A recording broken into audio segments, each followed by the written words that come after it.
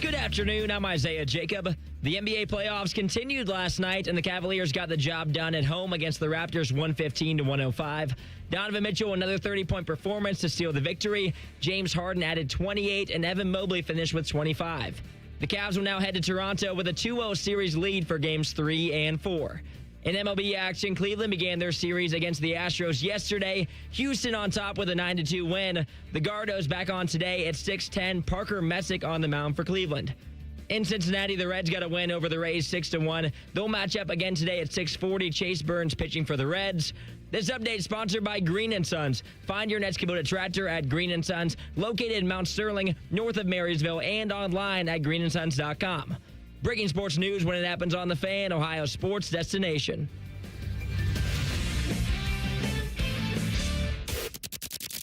It's time to add some spice to your nooner. Nooner funny. This is the place where big-time guests, bold opinions, and little cute doggies come together. This is Rothman and Ice. Sponsored by Pella Columbus, the #1 rated windows and doors in Columbus. All right, here we go, Rando Tuesday style, Rothman and Ice. Anthony Rothman, Matty Ice Hayes, the loose cannon. Boys, how we feeling? What up? I'm feeling good, man. I'm feeling good. How For are a you? Tuesday or just feeling good in general? It's a great good question. on a Tuesday. That's a solid because we're starting the week. We're not even. Yeah. You and I are kind of on the same page when it comes to Tuesdays. That it's just blah. It's just something about a Tuesday to where the vibes are just, the day just drags. Let's just be honest. Tuesday drags. Yeah. Monday can be exciting for us because we usually have some interesting things to react to. But then Tuesday is just kind of like, okay, we're here. Yeah. Wednesday's hump day. You know, weekend's kind of around the corner. But listen, I'm not going to complain because I'm in the building with you and TLC and our wonderful listeners, so I'm ready to rock and roll. How are you feeling, sir? Good. Yeah. Okay. I feel like walking into the Fan is like walking into a daycare and like high school all in one. Well, you've let us know in the past what you think of the Fan. Oh, what a mess the Fan is. So, yeah, that's just continuing. That's taken out of context, I believe. And I don't know what's happening between you and Uncle Dom right now. Me? This guy's like the human weather vane over here. I mean, wherever the wind is blowing, that's where he's going. Like first I'm his guy, then I won't take a selfie with him, and suddenly now I'm against him. Like I think there's been 2 to 3 tweets where you've been tagged in today, you and our guy Uncle Bo as well. Like the back and forth that I think he's trying to cook up. This is his right now master is interesting. Yeah. So what's happening? Why is Uncle Dom all on your bumper right now? First of all, this is, I don't even want to relive this. I don't know why I said anything. Honestly, I really don't. There was yesterday, we all came in here talking about the spring game. Yeah. And according to Ryan Baker and on Bishop and Friends, that there was a wall-to-wall Sports on 10 TV where maybe, facts not in evidence, I don't know, where they alluded to a quarterback competition, not controversy per se, but you got to remember, I lived in that world for a long time, and I know how it's done. I know how the sausage is made, and you can't just come in and do a half-hour show or whatever, how long it is, and just say, well, Sayin and St.Clair, kid can throw a football. Thanks for coming. We'll talk to you tomorrow. Like, honestly, they had to create something, and he did look good. And I even started the show yesterday saying that it was a pleasant surprise to see a big, strong kid who can run and throw a football. And yes, he plays at Ohio State. He should be able to do that. And there's no way to even make any type of allusion to how he would be in a real game against a real opponent, with a real offensive line and tackling and blitzing and disguising. There's no way to know that. Spring games are orchestrated that way. Let's make some guys look good. Let's put some guys in position to succeed offensively and defensively. But honestly, we know what it is. The culmination of the spring, here we go. Let's send them into the summer feeling good.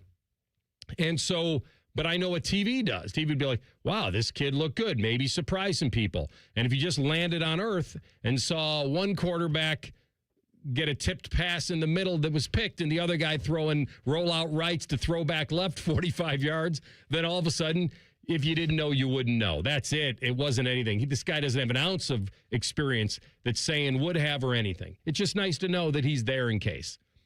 And my guess is, without even seeing that Baker had heard that maybe some fans felt like Dom was pushing more of a competition than what there even would be or should be.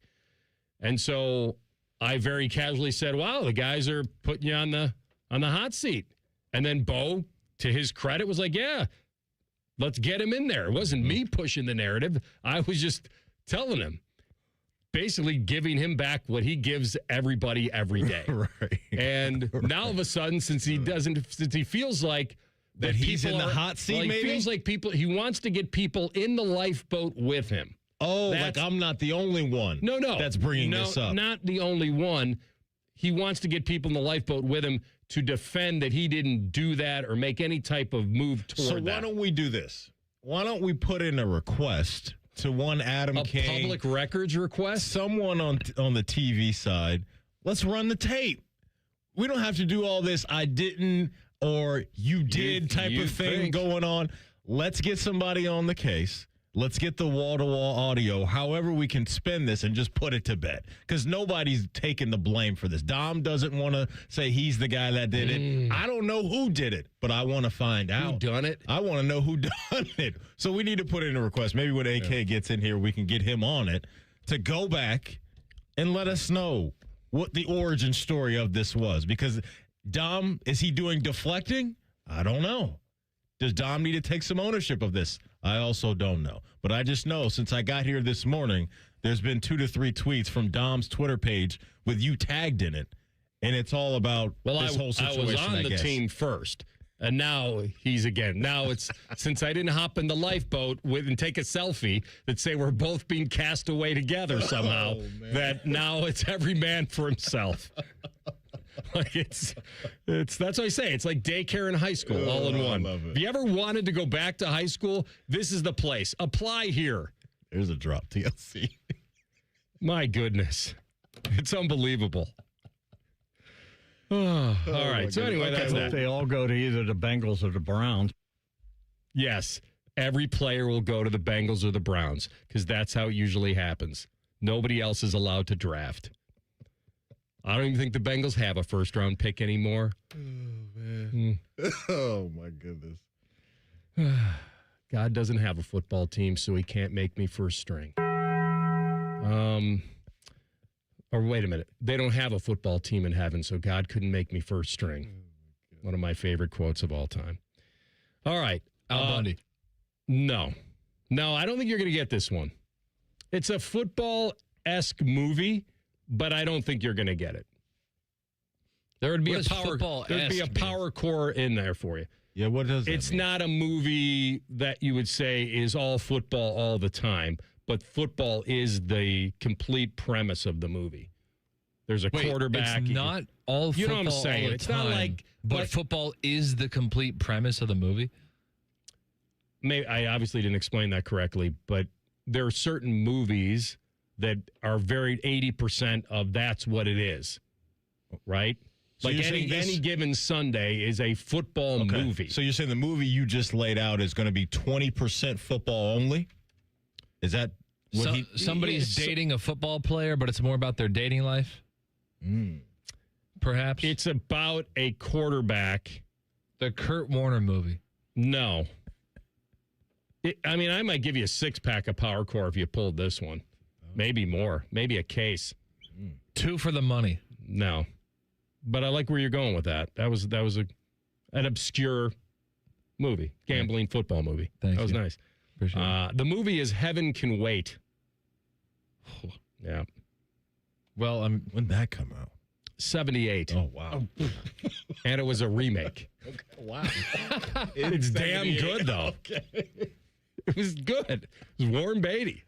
It was good. Dropping remakes from the 70s on us now. Hung up on some clown from the 60s, man. TLC. It was the second of 3 film adaptations That's of right. Harry Segal's 1938 play.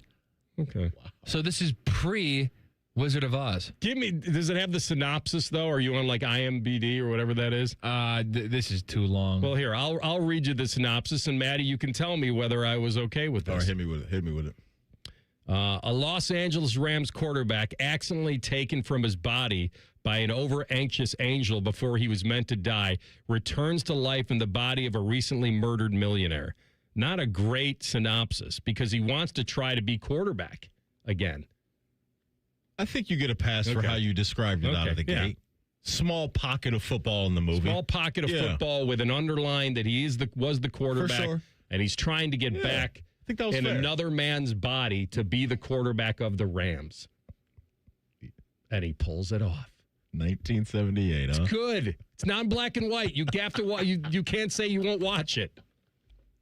All right. Oh, my goodness. We had Frank Caliendo in studio yesterday, and I forgot to ask him this. There is one voice that I've never heard an impressionist do this actor's voice. Okay. And I wanted somebody to do it because I think it's a unique voice. And it's a voice that it was an actor that had done voiceover work even during his acting career. He was when I was in Chicago for years, he was the voice of United Airlines. He had a great United Airlines voiceover. And it was Gene Hackman, who left us a year ago, or maybe a little less. And I always thought that it was such a unique voice. And I got to ask Frank one time, has anyone ever tried to do Gene Hackman? If you can do Morgan Freeman, I would think you could. That's in play for him, too. It would have to be something where it was either from Hoosiers or something from Mississippi Burning or something that had some real emphasis of it, These people crawled out of a sewer. Maybe the gutter is where we should be. Like, he's got to have something. Yeah. And I've never asked him. And it hit me yesterday. Like, that's the one voice. Mm-hmm. Call him. Get him on the horn. Do it. He's in Pittsburgh tonight doing a show. Invite him out to lunch and ask him face to face. Hey, can you do a one-man show?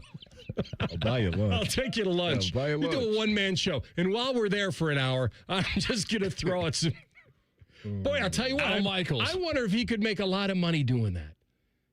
I know he does these shows. He makes a lot of money doing shows, but I wonder if he could go... He's got to be on Cameo. Is he on... He's not on... He's way too big for Cameo. He's got to be on Cameo. Oh, I thought maybe he'd already elevated past that. He might be, but I hope he's not leaving money on the table. 518 fans want Frank Caliendo back on Cameo, implying he's no longer on it? That's what I'm saying. I think that life has passed him by. Okay. He's more than successful. Why do I need to do one-on-ones? We had Frank in studio yesterday, and it was amazing, right? I know. I broker this thing back as his agent. Get you a little percentage of that, too. Yeah, we'll get you back on Cameo. The fan did tweet out, AR, his going from voice to voice to voice with kind of the draft, the first few picks. Check out that on Twitter. Yeah. I retweeted it. I'm sure TLC's throwing it on our show page as well. But if you missed the entire 30 minutes we had him yesterday, which was incredible, wherever you get your podcast, just fire that up, type in Rothman Ice, and you'll be able to catch up on everything we do. But again, check out that video online with Frank from yesterday, rolling through some draft breakdown stuff with all the different voices. It was absolutely hilarious. All right, maybe we'll play a few along the way here. All right, when we come back, we'll get into the Bengals draft and the impact of the Dexter Lawrence signing. Where do they go now? Ben Baby, bottom of the hour, who covers the Bengals for ESPN. Stick close. Rothman and Ice and the Fan. A lot has changed in 30 years, but we're still that old shoe that feels worn in and well-loved. And well, we smell a little, but you've accepted that. The Fan. I started my first business when I was 12, mowing lawns for about $5 a yard. I learned if you do the job right, people trust you and customers care that you show up and do what you say you're going to do. Hi, I'm Tommy Mello, owner of Don's Garage Doors. From garage door repairs to upgrades, we show up, we stand behind every job. We only use the best parts, and spring's guaranteed to last a lifetime. When you care about the people you serve, you work harder and it shows. Call Don's Garage Doors today or schedule online at donsgaragedoors.com. When it comes to garage doors, no one knows more. Last year, Eric Reeser and T-Bone staged the first annual Fan 5K. People had a good time and no one died. So we decided to do it all again. It all goes down Saturday, June 20th in Otterbein. Presented by the Ohio State University Wexner Medical Center. Will Reeser's muscular calves explode? Will T-Bone's beard choke him while running? More importantly, will Tyus, Common Man, and Timmy make total fools of themselves? Maybe. Magic 8 Ball says signs point to yes. Register today at 971therace.com. Hey, it's AR here from my longtime friends at Germain Honda of Dublin. If you need service but don't have time to plan it out, Germain Honda of Dublin makes it easy. During the Honda Spring event, you can take advantage of same-day service, no appointment necessary. Just pull in, and their team will take care of you. Fast, convenient, and done right the first time. They've been taking care of me and my Ridgeline for years. Keep your Honda running at its best with Germain Honda of Dublin and at GermainHondaofDublin.com. This is Gordon Miller from Miller Lending, the original home of the no-cost mortgage. Back in 1989, when I first went on the radio to introduce this whole no closing cost concept, where you could actually close on your mortgage without the lender taking $15,000, I had no idea if I had created the next pet rock fad of the day or something that would define my career over the course of the next 37 years.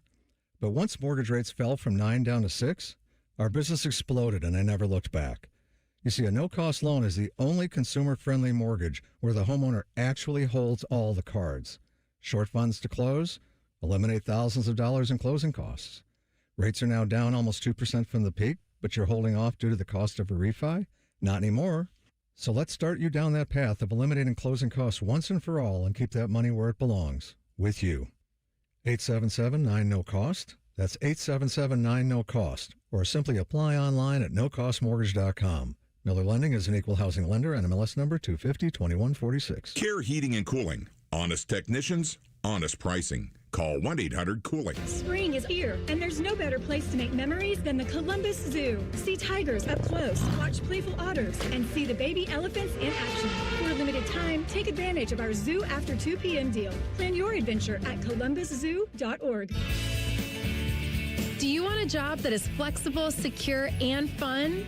It also offers excellent pay and is ranked as one of the best jobs in America, too. I'm talking about being a dental hygienist.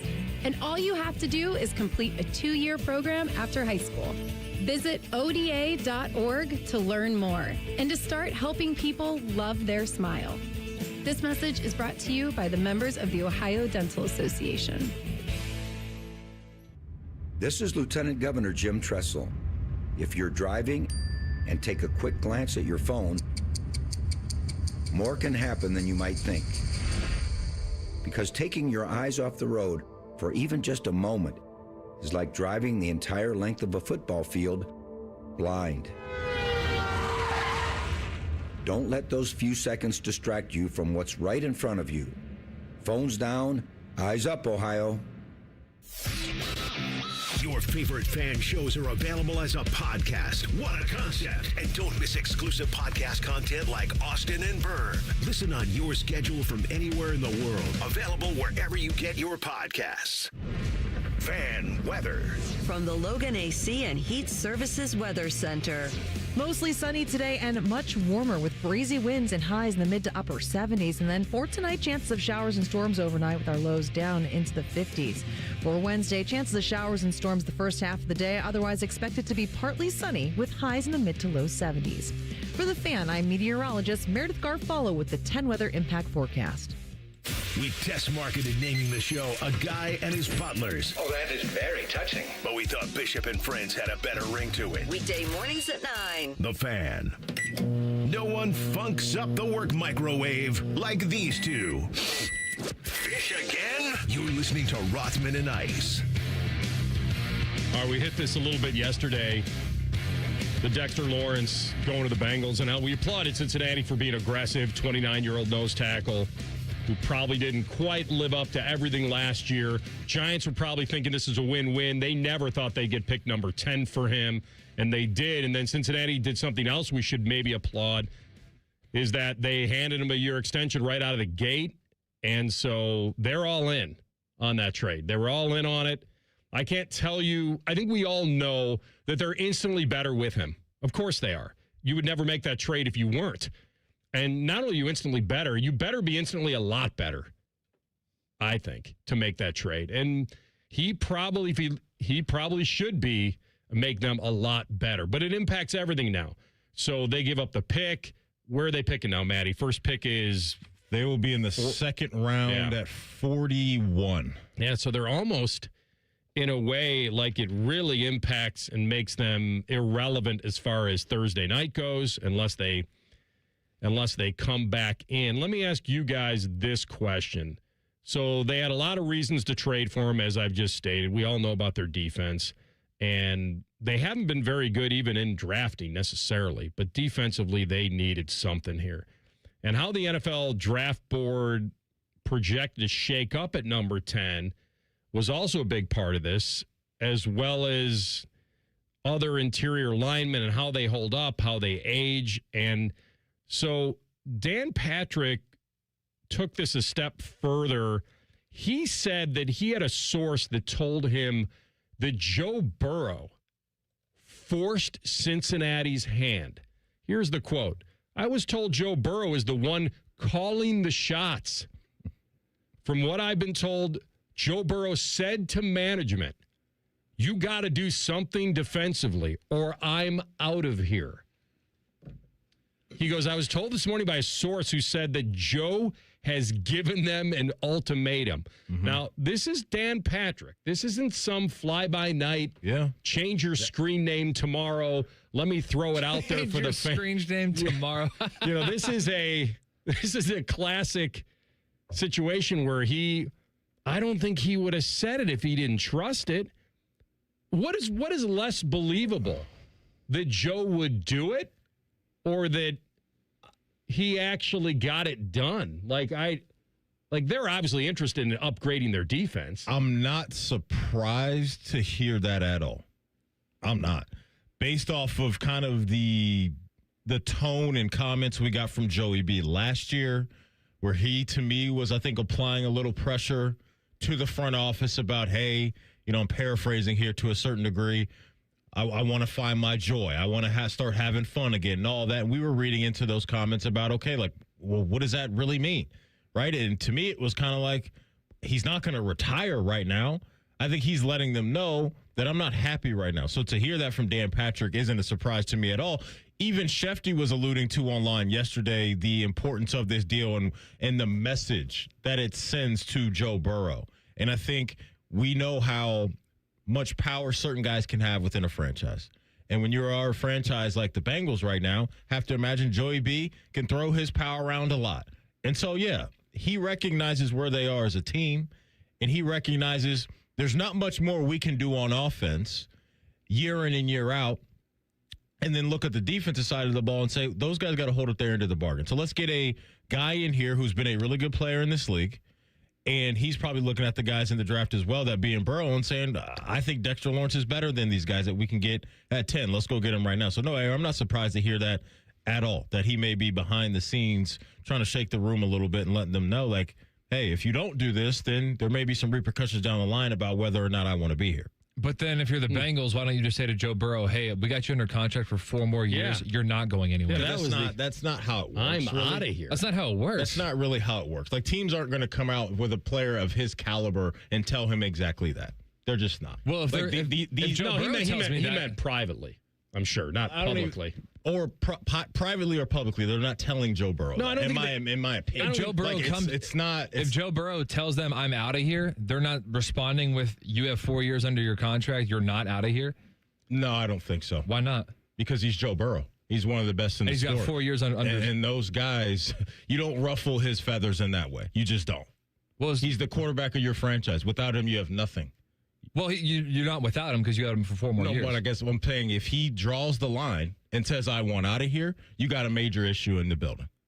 That's not just, hey, you be quiet after we tell you that. That's just not how it works. I don't think that's how they would approach it.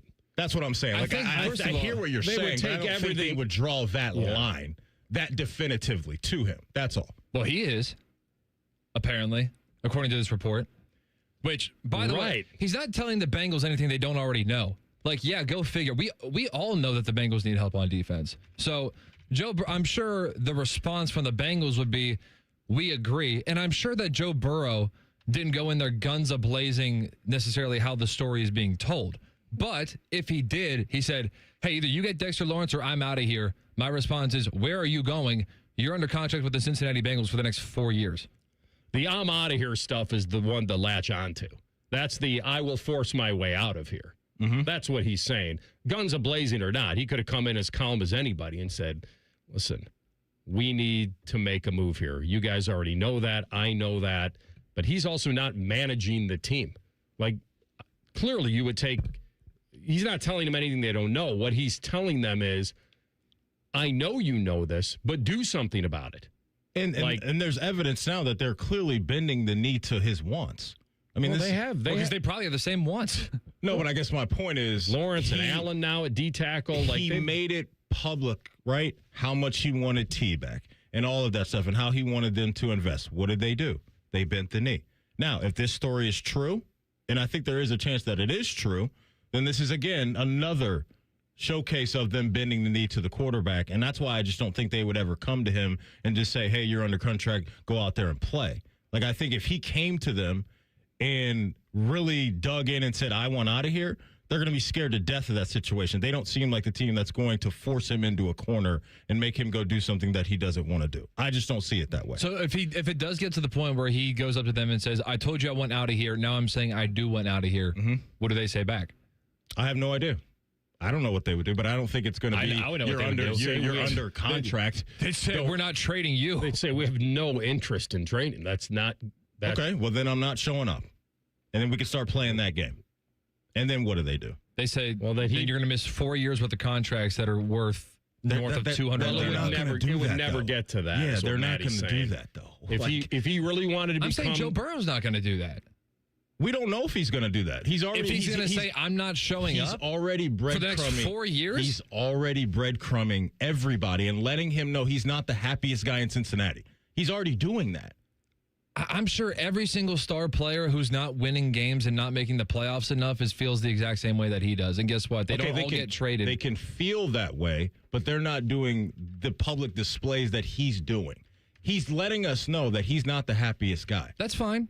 All I'm saying is he has nowhere to go. He's got 4 years left on his contract, and the Bengals get significantly worse if they trade him. We all agree with that. So there's nowhere for him to go because they're not going to get rid of him. That's not true at all, because then there's a massive market that gets created if the NFL world knows that Joe Burrow is available. And then you start having the conversation in-house of, is it really worth week in and week out us dealing with this guy when we know we can get X amount of first-round picks for him, or whatever it may be. I think what Maddie's saying is that the team would be forced to deal with it if he became a malcontent, a villain, I'm out. Same way that happened with Carson Palmer.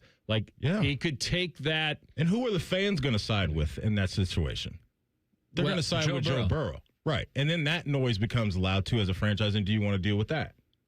Mm-hmm. That's all I'm saying. I'm saying if you're going by the book. I'm saying the Bengals would rather deal with that than trade Joe Burrow because, look, the alternative. Do you think the fans would be very happy with trading Joe Burrow and then who knows who is the next quarterback? Jake Browning again? Joe Flacco. He's gotten what he's wanted on offense. The receivers, 100%. And I'm going to take this as there's a little truth to everything.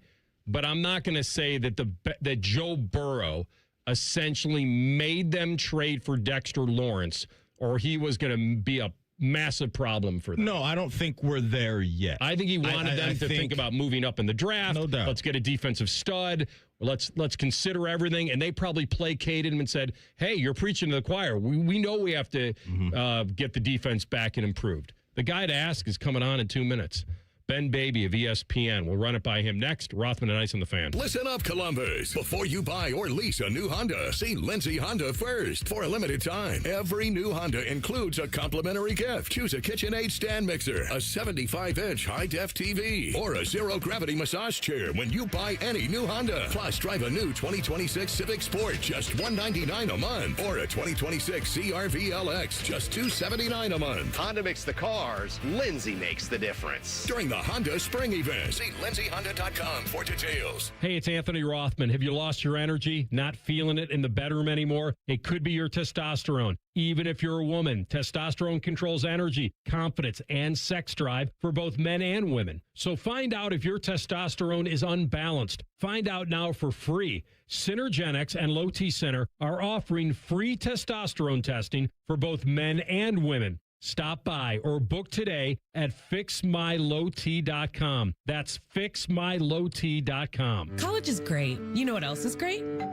Pizza, which you can buy with your Huntington Bank debit card with the Ohio State University logo. Huntington Bank is proud to be the official consumer bank of the Ohio State University. Let's get more from money.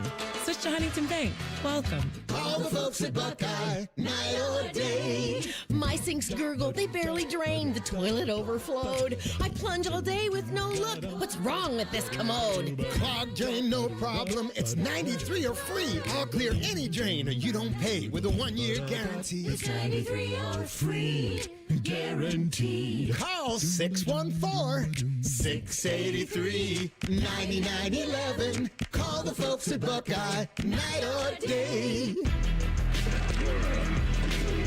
Educators, healthcare workers, first responders, and military. The Columbus Aviators salute you with $10 tickets to any home game. Get yours at UFLaviators.com. Rothman Ice is sponsored by your local Pella Window and Door showroom on Gemini Parkway. The Fan, Ohio sports destination. Anthony's tennis shorts were so tight, they had to pixelate his crotch. You're listening to Rothman and Ice. All right, what great timing, and really appreciate him jumping on now. He covers the Bengals for ESPN. He is Ben Baby on the Bryant Heating and Cooling Systems fan guest hotline. Ben, we welcome you. Thanks for the time. How you doing? Yeah, good. It's been it's weird not getting ready for the draft on Thursday, but right. You know, I think just seeing Dexter Lawrence yesterday, A, he is as big as advertised, but B, you know, it is surreal to see the Bengals make a move of this kind of proportions, knowing how they've operated recently. Okay, you led me right where I want to go, and there is a feeling amongst some media people. Maybe I want to get your opinion on this. Do you believe that Joe Burrow pushed for this? Do you believe that if he didn't push for this, if he did, that it wouldn't have happened? Or do you think that they would have just stuck at 10 or tried to move up? What is your sense of the keeping Joe Burrow happy part of this equation? Yeah, I think that's going to be a great, I think that's going to be a lot we're going to try to figure out over the next few months, especially once Joe shows up for off-season workouts and kind of get his take on the situation.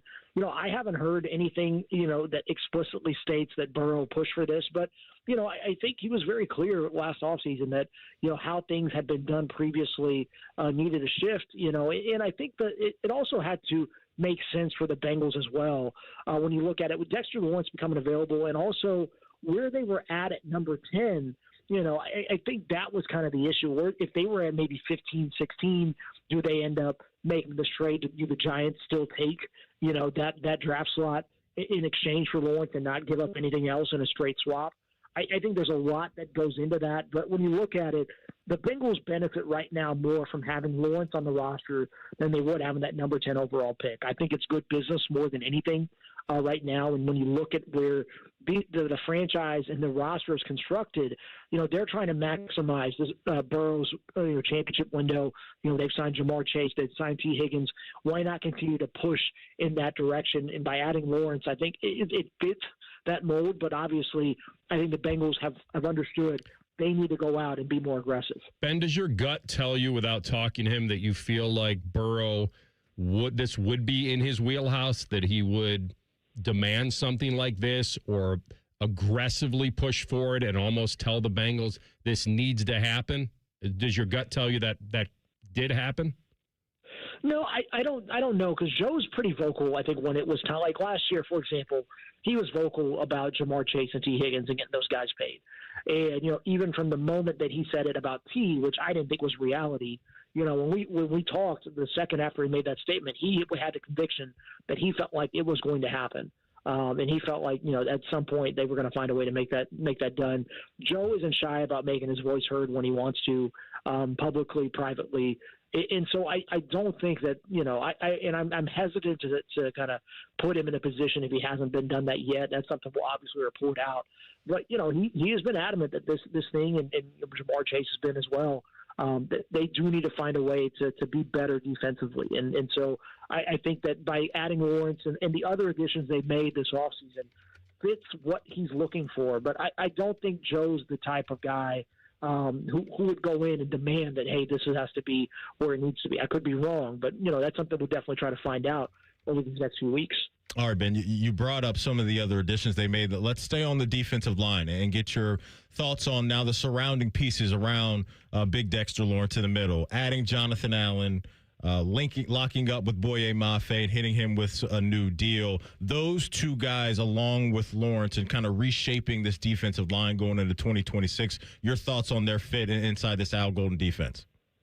Yeah, I think it's a really interesting addition. And in talking to people last year, I think they got the sense that they were just not getting enough push in the interior. And no matter how good you could get, how good the edge rushers were, if guys are able to step up in the pocket and really evade pressure, it doesn't really do them a ton of good. And we've seen that over the last few years. That interior pass rush really just it creates a whole different set of problems than an edge rusher does.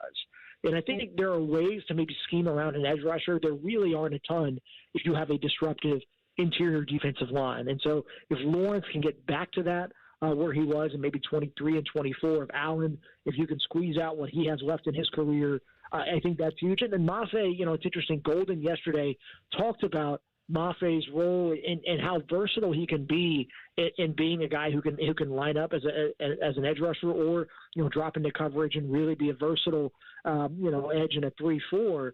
I think that's where he could be an asset for him for this defense. And then when you talk about if you can get more growth out of Miles Murphy and I think Shamar Stewart, who's the big X factor in all of this, that can be a formidable front. But they really need it to be more disruptive than it's been really the last couple of years. So when they are back on the clock this weekend with their second overall pick, which I believe is 41, Ben, what do you think's on the board for them now? They're going to stay on the defensive side of the ball. Is there an offensive area where they could address and maybe get a boost there? But round 2, pick 41 for the Bengals, what do you think they're going to be locking in on there?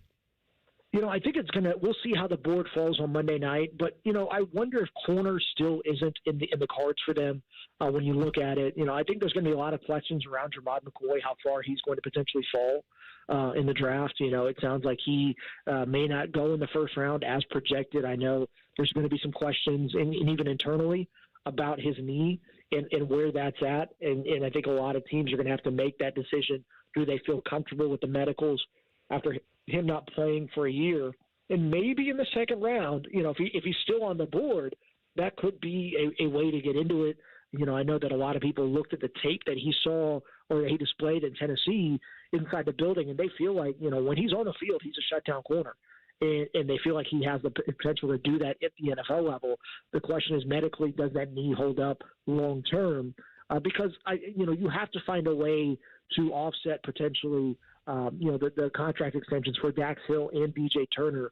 That's going to be the big question mark. Can they afford both of those guys after paying both Jamar and T last year? And so, can you afford to pay guys at a premium position, at two different premium positions?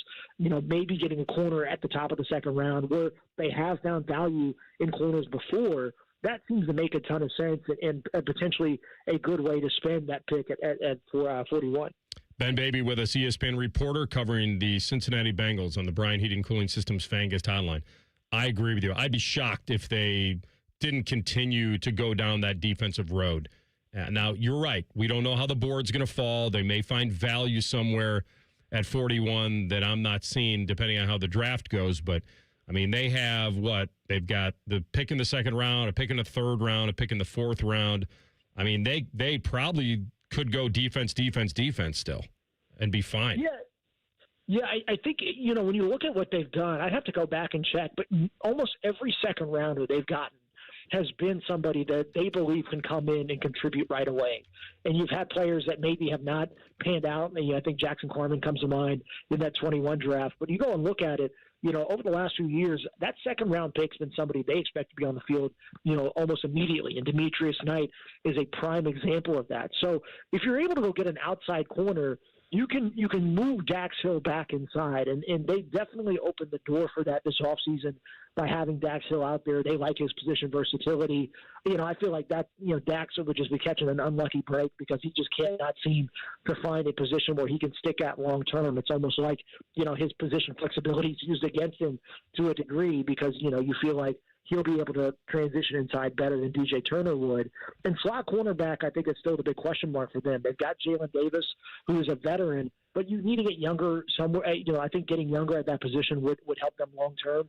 And again, if you have somebody who can start inside or move outside or vice versa, I think that's going to be critical for them as they try to figure out the financial flexibility of that defense. Because Duke Tobin has not been shy about, listen, if we're going to pay all these guys on offense, we've got to find ways to get guys on rookie salaries who can be contributors for us.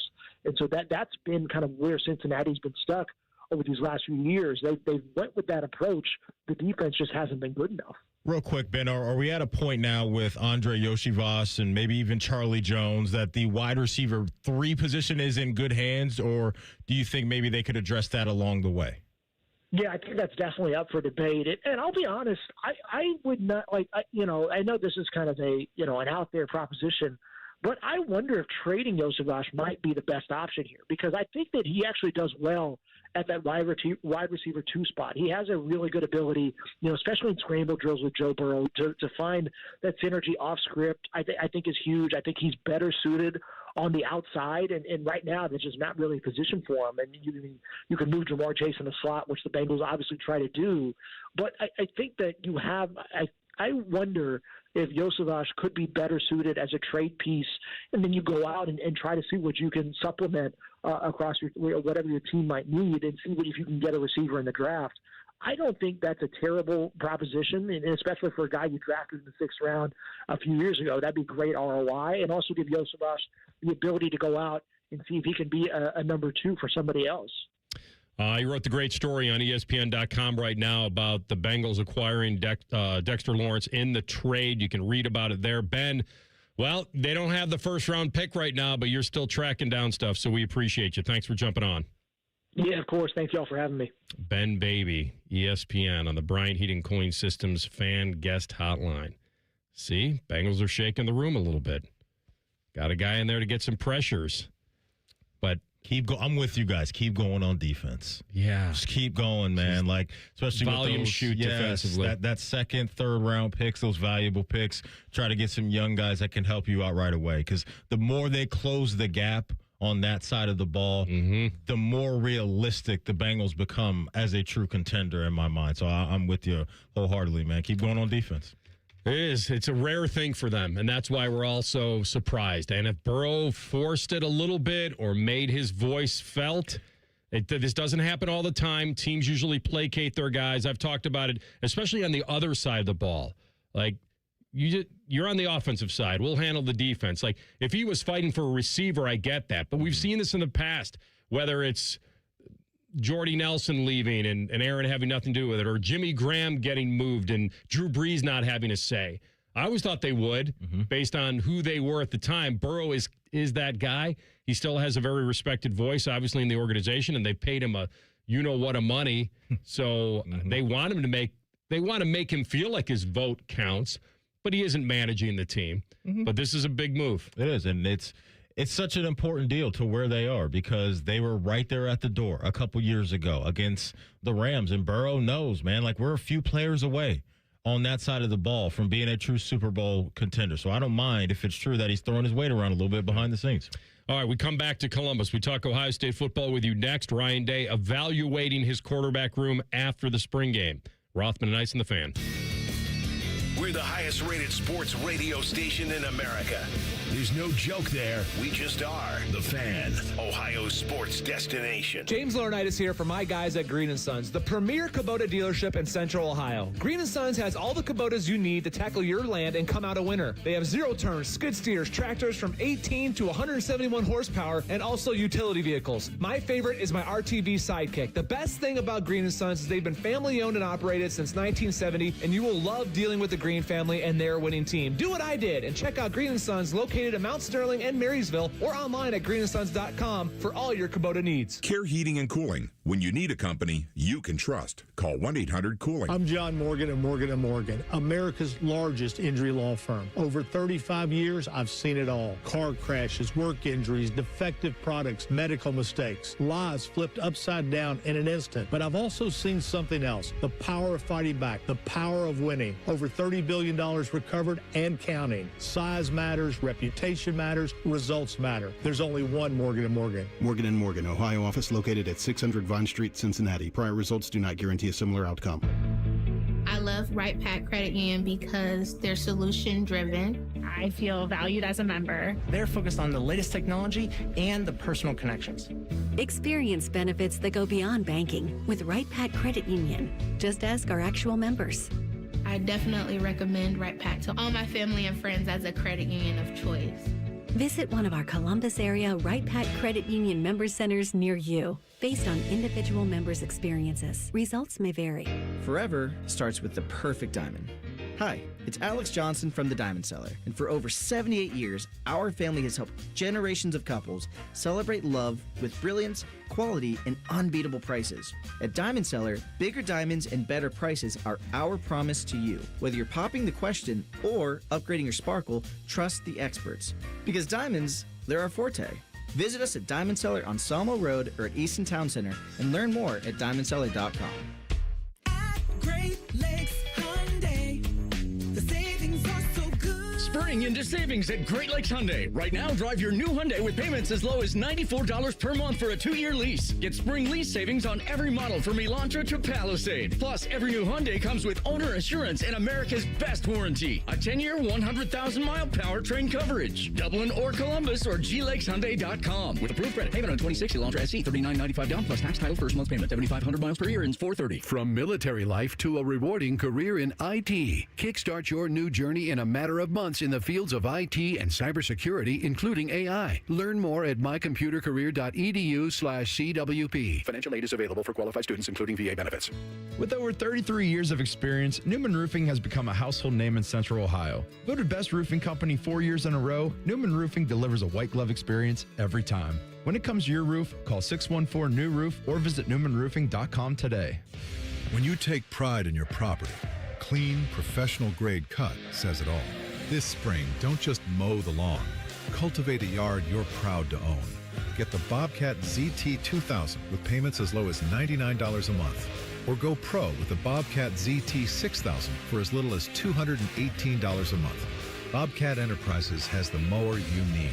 Visit bobcatent.com to find your local dealer, because you deserve a Bobcat. Get Eco. ECO. When your drain is clogged, our drain team will clear it for just $93. If we can't clear it, it's free. And we guarantee it will stay clear for at least a year, or we'll clear it again for free. Get Eco. ECO. Go to geteco.com. Morning Juice is now on YouTube, weekday mornings starting at 6. If you're a fan of Bobby Carpenter, he's ready to attack and dominate. If you're a fan of Jeff Goodoff, drive directly to a hospital. Seriously, The Fan. The Fan Poll is sponsored by JT's Pizza and Pub, home of award-winning pizza and 32-ounce Yingling drafts for only $4. There's nothing like ripping off your pants and enjoying some lobster bisque. This is Rothman and Ice. Feeding time at the zoo over here. Yeah, I'm starving over here. I heard a stomach rumble. Oh, my gosh. That was the loudest I think I've ever heard. And I had to clarify, Aor, it was not a fart. Oh, wow. It wasn't a fart. Wow. My stomach is just growling over here. Left nothing to the imagination. Well, I just there, had to clarify. Had to clarify. That's what we like to do here. Keep everybody. Clarify. Rothman, Cut through, clarify, and capture the very essence of that stomach. Rothman, I got something for you. All right. Come fly the airline that spans more than half the world. United. Come fly the friendly skies. Oh, my goodness. That just takes me back. Yeah, you had your eyes closed, too, listening to that. Hit you right in the feels, huh? Gene Hackman. Yeah, nostalgia. Incredible. It's a beautiful thing, isn't it? 1991. Almost got into a Jim Rome there. Incredible. That was 91, you said, TLC? Was it? Yeah. Okay, so 1991. Okay. So he did the voiceovers for United Airlines. So depending on when it was released in 1991, you may or may not have been alive? Yes. I entered this world on February 1st, 1991. So probably yes. I'm going to have to ask Frank if he's ever tried. I've never heard anyone do an impression of Gene Hackman. And I think his voice is incredibly unique. Mm-hmm. Mm-hmm. Does he do a Kramer? He does. Well, shoot. He does all the Seinfeld. Yeah. No, I should have come up with the list prior to... We did that a couple visits ago. He did Seinfeld, Kramer. He did a Costanza. I think his Kramer is actually really good.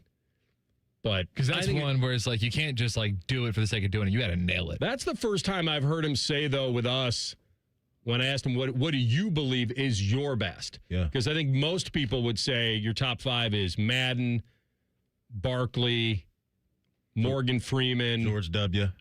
Probably George W. I think his Tracy Morgan is incredible. And Gruden. Yeah. But he said it's his Robin Williams.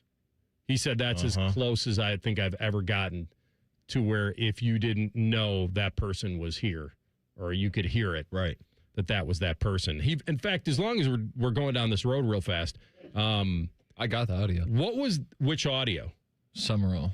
Yeah, so Pat Summerall was a famous, he was a player, went to the booth, became, in my lifetime, just one of the most versatile, rock-solid play-by-play men ever. Like, he was with Madden. That's the team that launched, and they were a little bit of opposites, a little Laurel and Hardy kind of thing.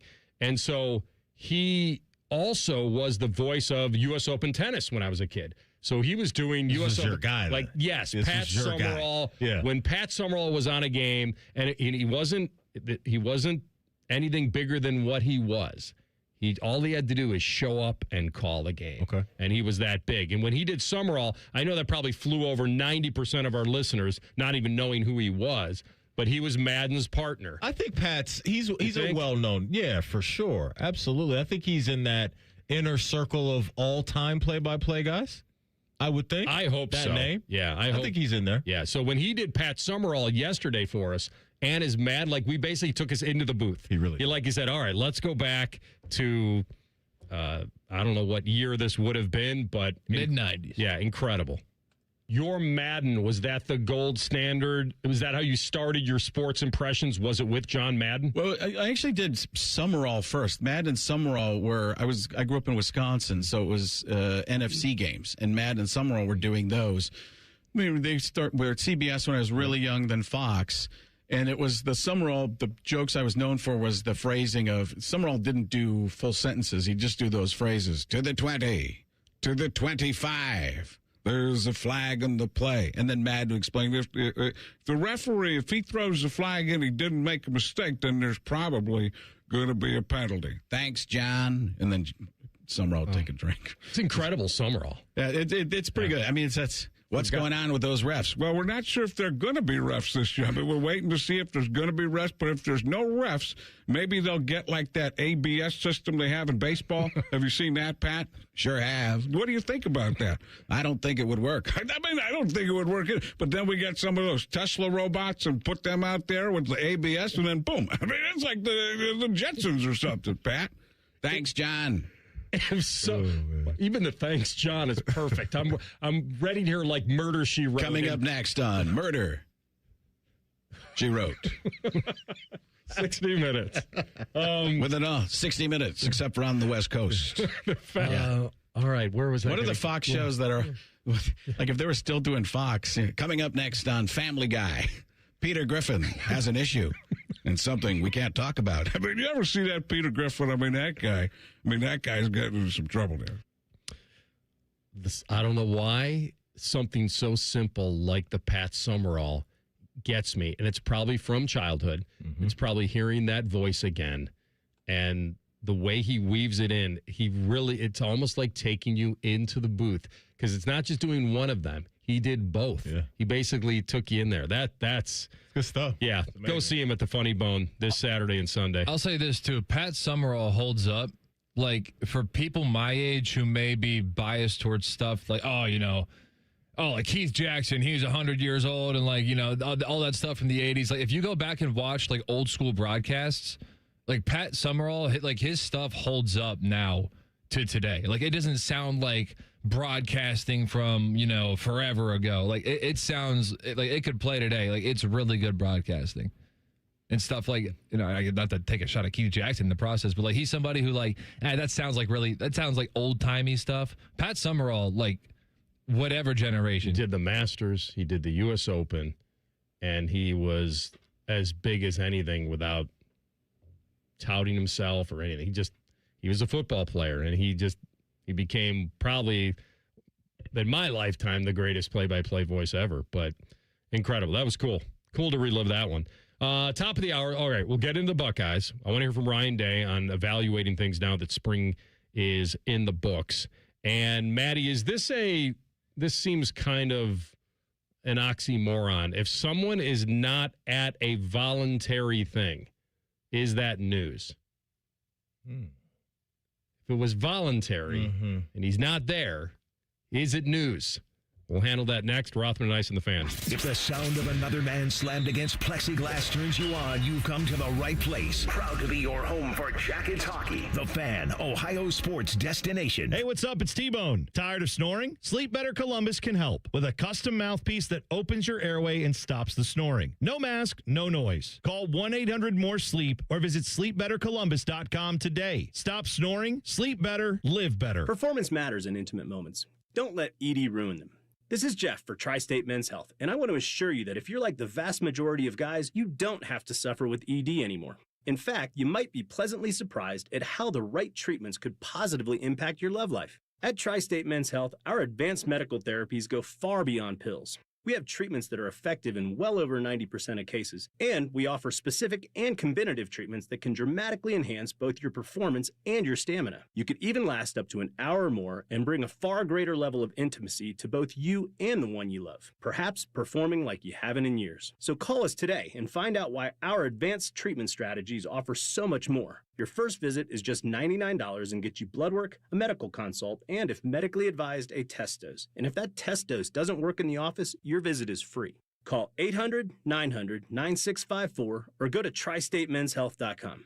Tri-State Men's Health, advanced medical science to improve men's lives. Hey, what's up? It's T-Bone. Now is the time to call Comer & Cross and transform your garage with a gleaming new Comer & Cross garage floor. Maybe your garage floor has exposed concrete with stains and cracks or a bad epoxy or paint job. Well, a new Comer & Cross garage floor will transform your entire garage in just one day. Now, here's the great part of this whole story. If you call them right now, they're going to take 50% off installation. Yeah, that's right, 50% off installation from Comer & Cross when you call them today at 1-800-NEW-FLOOR. A Comer & Cross garage floor is the gold standard, guaranteed to never chip, crack, or show tire lift like epoxy or paint ever. Plus, they make it easy. They'll take your stuff out of the garage for you. They'll fix your cracks and pits perfectly like it's a new garage floor, and then they'll apply the proprietary finish that you pick. Yeah, I said it. They'll fix your cracks and pits. What's wrong with that? That's what you want. So call them today at 1-800-NEW-FLOOR to get 50% off installation. That's 1-800-NEW-FLOOR. Or go to comercross.com. With Bet365 early payout, you win even if they lose. Get paid out instantly when your team goes up big, even if they blow the lead later. Bet365. Winning is everything. Gambling problem? Call 1-800-MY-RESET. 21 plus only. Must be physically located in Ohio. Hey, Mom, now that I have an after-school job, I think I want to buy a drum kit. Okay, Rockstar. Let's look at your account. When kids start making money, Chase has easy-to-use tools and expert bankers to help them learn how to manage it.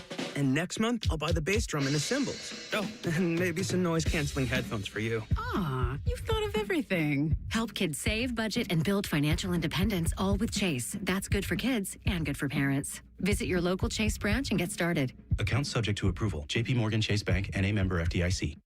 Indeed presents hires you can't afford to get wrong, like a warehouse operations manager. Where are the forklifts? Sold them. Too expensive. We're using scooters now. So you expect us to move a 2-ton pallet on a scooter? Just lean into it. Put your back into it, people. This is the time for sponsored jobs. This is what happens when you don't sponsor your job on Indeed. Next time, get matched with quality candidates with Indeed sponsored jobs. Visit Indeed.com/hire now and sponsor your job today. Columbus drivers, Ford is making it easy to drive home happy with special financing that works for all credit situations. At Capital Ford of Columbus, save up to $10,000 off MSRP on remaining 2025 Ford Escapes in stock. No matter your credit, Capital Ford of Columbus has programs to get you approved fast and into any new or used Ford in stock. Don't miss out. These incredible offers end April 30th. Head to Capital Ford of Columbus at 1090 South Hamilton Road today or get pre-approved at capitalfordofcolumbus.com.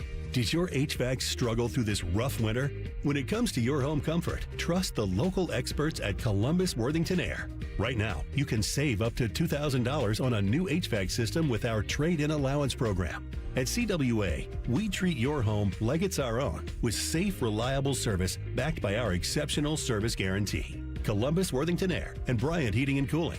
Whatever it takes. Visit CWAOhio.com/radio for details, terms, and conditions. License number 47543. Grilling season starts now at Billiards Plus. Shop top-of-the-line grills and turn every cookout into a win. Then bring the fun inside with pool tables, shuffleboard, and more. Everything for the ultimate game room. Billiards Plus. Grills, games, and good times. Online or on Dublin Center Drive in Dublin. Hey, it's T-Bone again. Sleep apnea doesn't have to rule your nights. Sleep Better Columbus has been treating snoring and sleep apnea for over 15 years with proven results and now has an office open in Marysville. Call 1-800-MORE-SLEEP or go to sleepbettercolumbus.com. Stop snoring, sleep better, live better. Broadcasting live from the McDaniel GM Superstore Studios. Driving excellence since 1916. Chevrolet. Together, let's drive. WBNS HD1 Columbus. Good afternoon, I'm Isaiah Jacob. The NBA playoffs continued last night, and the Cavaliers got the job done at home against the Raptors 115-105. Donovan Mitchell, James Harden, and Evan Mobley all finished with over 25 points. In the postgame, Kenny Atkinson talked about their performance. This is a superstar game. Those three led us. They hit the big shots. I mean, that's why these guys that's why they're stars. The Cavs will now head to Toronto with a 2-0 series lead for games 3 and 4. In MLB action, Cleveland dropped to Houston yesterday 9-2. The Gardos back on today at 6-10 with Parker Messick on the mound. Down in Cincinnati, the Reds in the win column over the Rays 6-1. They'll match up again today at 6:40. This update is sponsored by Germain Toyota. For unbeatable service and sales, visit Germain Toyota on the corner of I-70 and Bryce Road or online at germaintoyota.net.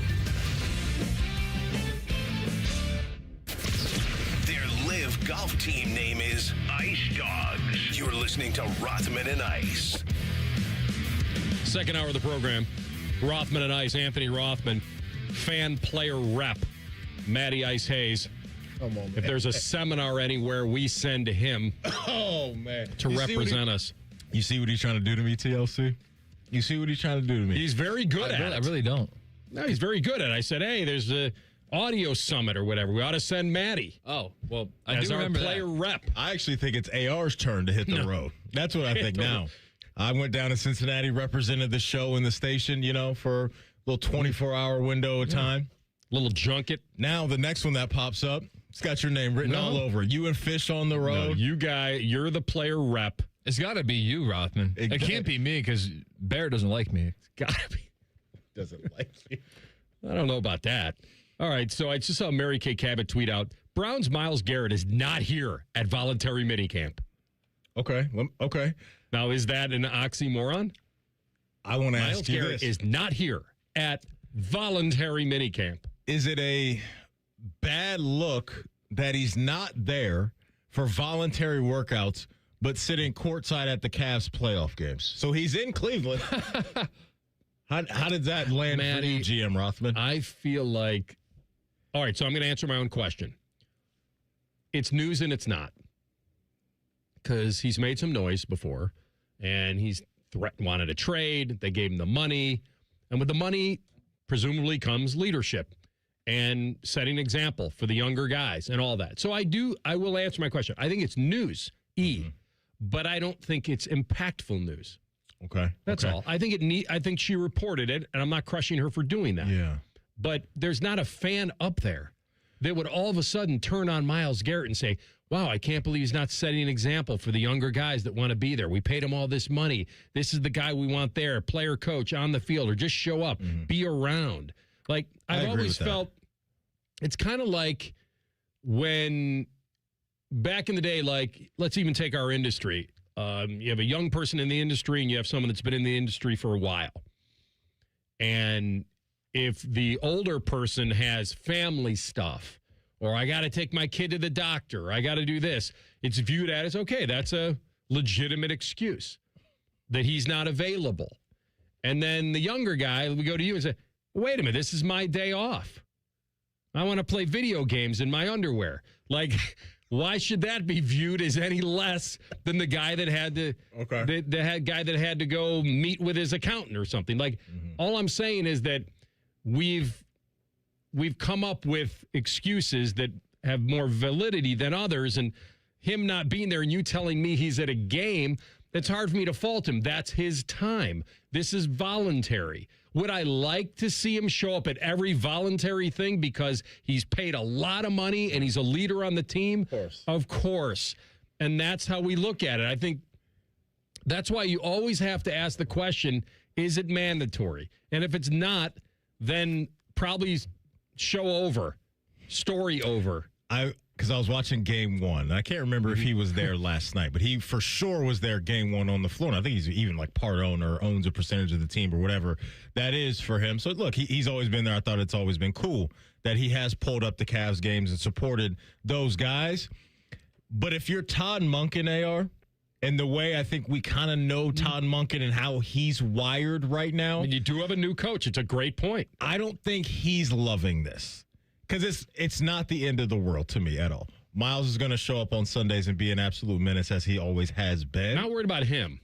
But it's also kind of like, I think, on the Todd Monken side of this, like, all right, man, like I want you here right now to set the tone to your point about what a leader should be. I think Miles is a good leader from everything that we hear, but it is a little something when you have a new coach, right? And because it's been a big deal for years that Lamar in Baltimore hasn't shown up for these voluntary workouts.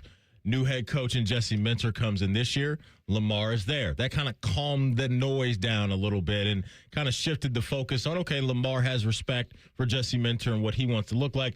I think you would want some of that if you're Todd Monken. I don't think the Browns fans care because Miles has been awesome for them. So he's always going to have their support. But it's just, if we hit Monken with some true serum, like, hey, Todd, you like he's not? I think the answer would be absolutely not. I don't like it. I want him in the building for this. Yeah. Maybe even the better question is, what does it matter? To ask Monken, does it matter? Does it matter that he's not here? He would never answer that. And you're talking about in an honest moment. Yeah. And the other thing a coach and brand new coach wants is, kind of that all-in feel that guys care enough to show. The only reason I brought it up is because if you're going to tab it as voluntary, then you have to treat it as voluntary. And if there's some guys that want to, quote, get ahead, then let him do it. He's not a guy that needs to get ahead. Where it would go is the example for the younger guys. To see a guy like that show up, what kind of example could that set, especially when you're trying to, as all coaches do, try to put in a culture of how you think it's going. When your leader is not there, and the quarterbacks will be there. Now, speaking of quarterbacks, Ryan Day did talk about his quarterbacks, and we had this conversation yesterday. I think this was, for Buckeye fan, this was a really cool moment to see one of their backup quarterbacks throw a football the way he threw it. This is not to say that operating an offense or having experience or would he be fine if he had to take the team down to Texas and start him. It's not what this is about. It's never what it's been about. It's about having the luxury of having an awesome, perhaps, talent at the backup position. But there's no substitute for experience. And Julian has that. He also has the talent to go along with it. Here's Ryan Day evaluating Tyus St.Clair. Being, quarterback at Ohio State is not easy, as you know, and he's battling every day. I think you can see the talent for sure.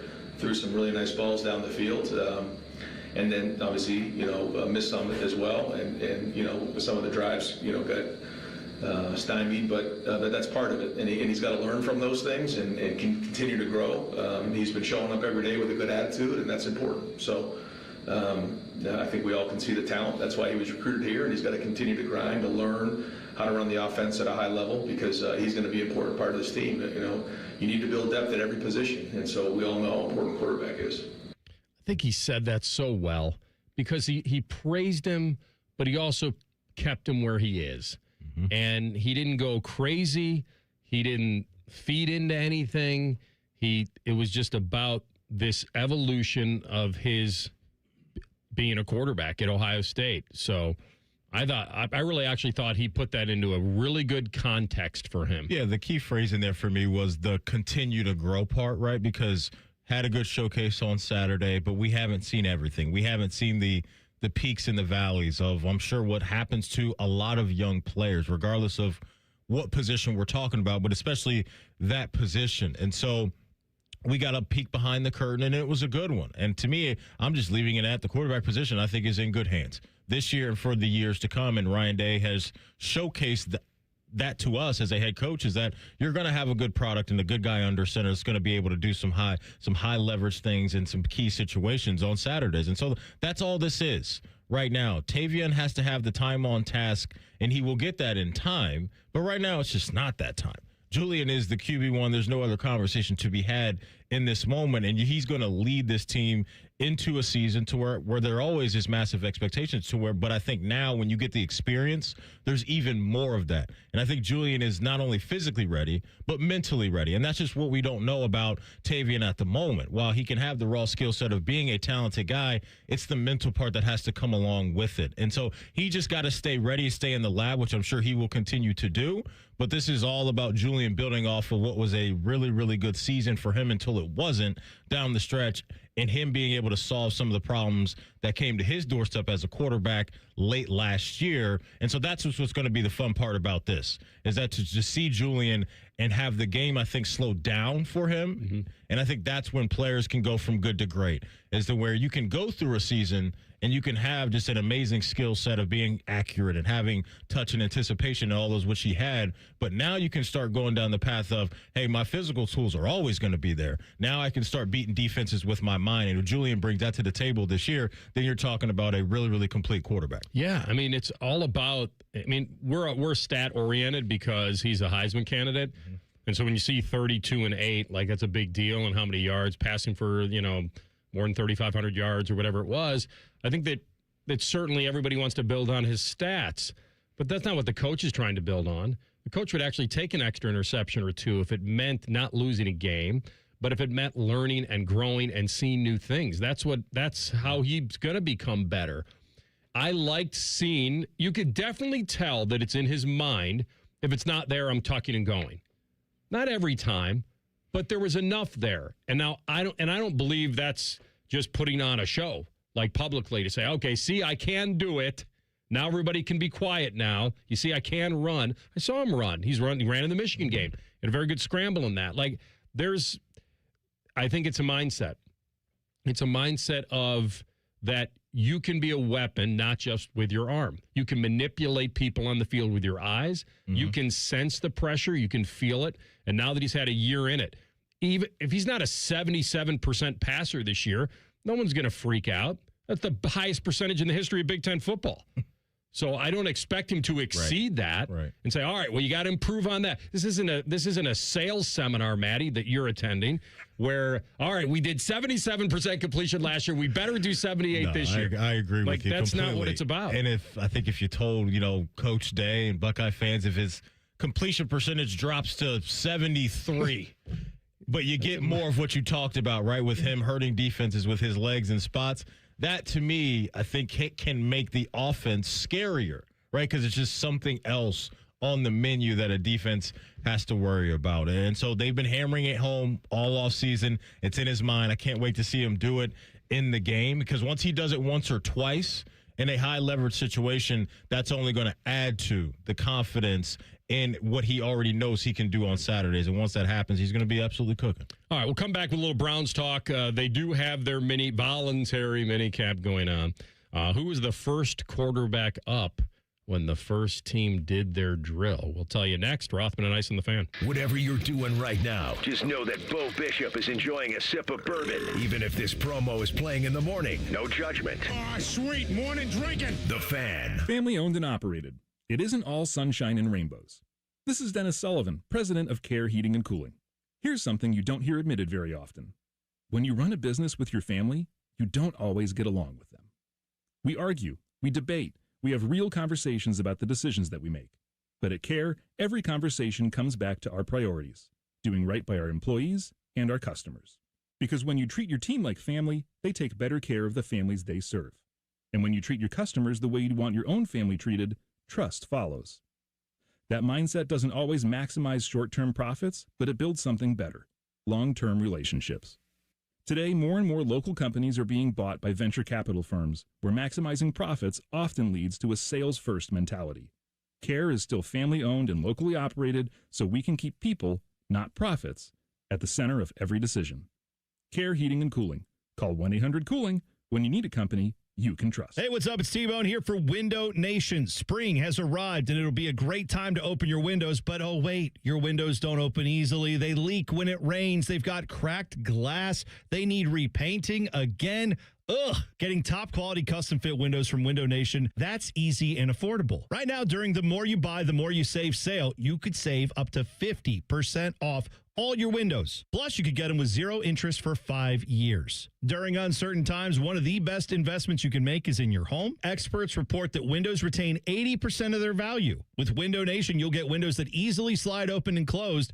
They are made with top quality seals so they won't leak when it's rainy or windy. And unlike other windows, they're maintenance free. They're so good, Window Nation stands behind them with a lifetime warranty. And they're rated A+ by the Better Business Bureau. Don't wait to put an end to your window problems. Save big with Window Nation's The More You Buy, The More You Save sale. Going on now. Sale ends soon, so visit windownation.com for your consultation. Common Man here for Germain Volkswagen. Right now, you get $3,000 over Kelly Blue Book on your trade during the Germain Trade and Upgrade Sales Event at both Germain Volkswagen of Columbus and Germain Volkswagen of Westerville. Plus, during Volkswagen Driver Days, interest rates can't get any lower on the 2026 Volkswagen Atlas and the 2026 Volkswagen Tiguan. Available to qualified customers on approved credit through Volkswagen Financial Services. See dealer for full details. Get started now at gogermain.com. Hey there, friends. It's Bo Bishop here. You know High Bank for their award-winning spirits, but the food deserves just as much love. Enjoy happy hour with friends, brunch with family, and dinner that never misses. Make your reservation today at highbankco.com. Dine, drink, distill at High Bank.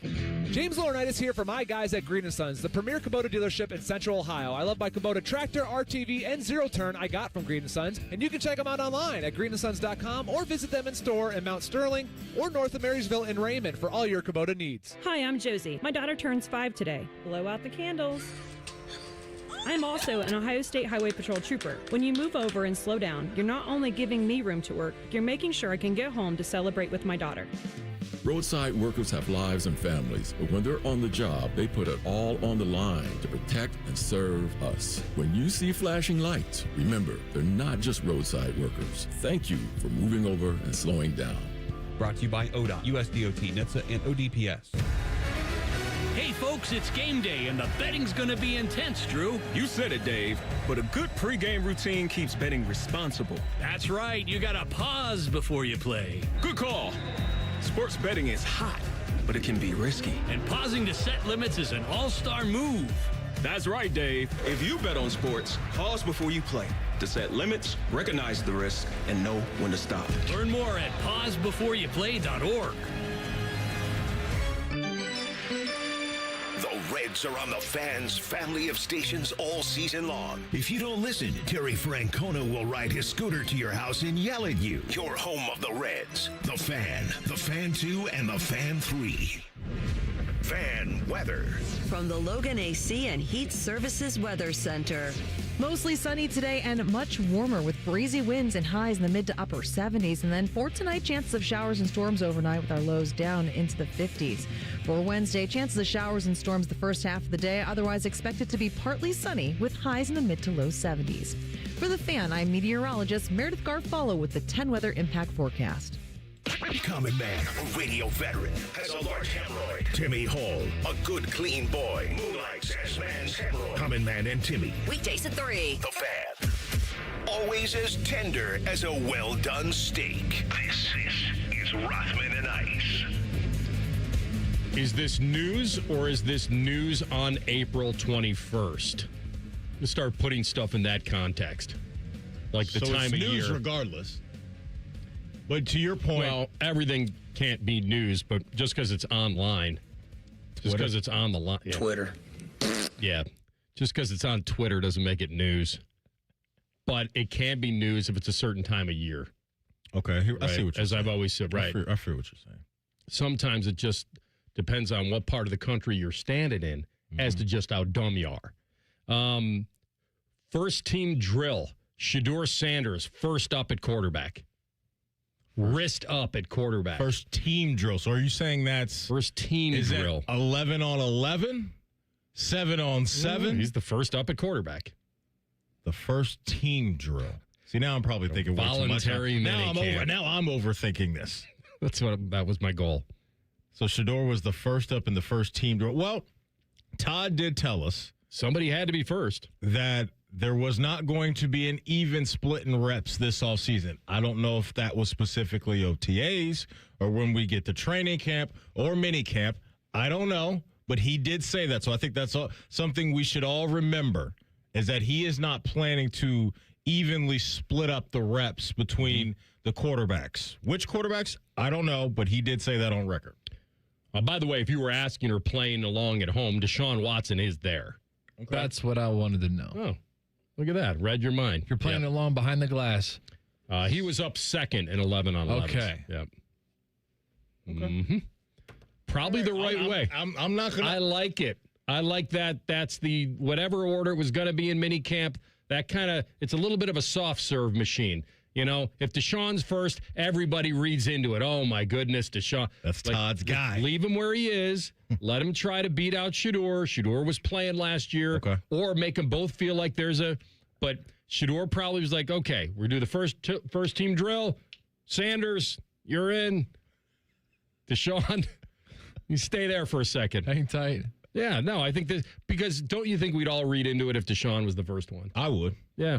I would have. Are we reading into it that Shedeur was the first one? No, I just think it's in its natural. I think it hits a little different, TLC, for me if Deshaun was first. With not trying to go crazy about it, but then I would be like, oh, okay. We know Todd Monken did try to draft Shedeur Sanders. We have dueling reports. Uh-oh. Oh, God. This is unreal. So the first report came from who? Oh, goodness. Mary Kay. From oh, whom? no. I think that was Zach Jackson. All right, you ready for this? Akron Jackson. You guys ready for this one? Sorry. Tony Grossi, NFL analyst, 850 ESPN Cleveland. For what it's worth, FWIW, Deshaun Watson lined up first in the very first quarterback drill. Well, what drill? Which one is it? What drill? Jeez. All right, listen. It's not what you know. It's what you can prove. I mean, now I have no clue. Wait, can you reread MKC's? All right. Because Tony Grossi said first quarterback drill. Yeah. First of all, we're reading way too much into this to begin with. But here, we made it this far in the conversation. Is it like them doing high knees over little bags? Is that the first drill? Zach Jackson from The Athletic tweeted first team drill, Shedeur Sanders first up at quarterback. All right, I'm taking that as 11. Tony Grossi tweeted out, for what it's worth, Deshaun Watson lined up first in the very first QB drill. Okay. Those are two different periods of practice.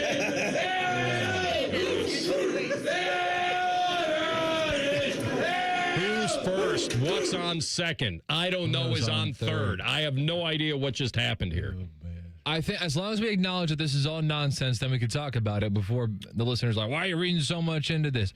But it sounds like Shedeur led one period of practice, the more important period, and then Deshaun led the first QB drill.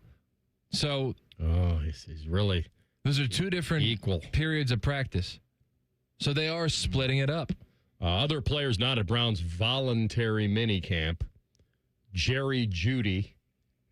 Browns fans are thrilled about that. In fact, he probably was the favorite on the board. Like if you did like a betting, who will not show? You think he'd be Jeudy? Yeah, I think he'd be up there. Okay. He'd be as a betting favorite. Denzel Ward. Oh. Grant Delpit. All right, so the vets are like, we don't need this. Miles, Grant, Judy, Denzel, they're like, we're good. You know? So we got I don't know. I mean, he could probably use a little extra work. Judy? Maybe a little. All the drops? Yeah. Yeah. But I think get you out there with mental. Get you out there with a jugs machine. You're going to stay after practice, Jerry, every day. That'd be you running the show. It's a jugs machine with 1 G. Oh, man. All right. Get O's the Mentalist in there to rewire Jerry Jeudy. It's all he can catch. By the way, we were supposed to send our player rep down to Great American Ballpark to get his mind warped. And it didn't happen. Oh, was O's in Cincinnati already? Yes, he was at a game, I think. Or was that coming in May? Maybe I'm wrong.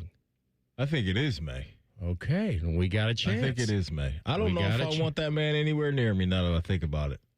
Really? It might be some crazy wizardry going on, man, that it's pretty amazing. I'm a little spooked out by. I'm glad. You say amazing, I'm spooked. You know what? I'm glad now you're leaning into that area. Okay. Because before it was, this is garbage, it's made up, everybody's in on it. Now you think there might be some witchcraft.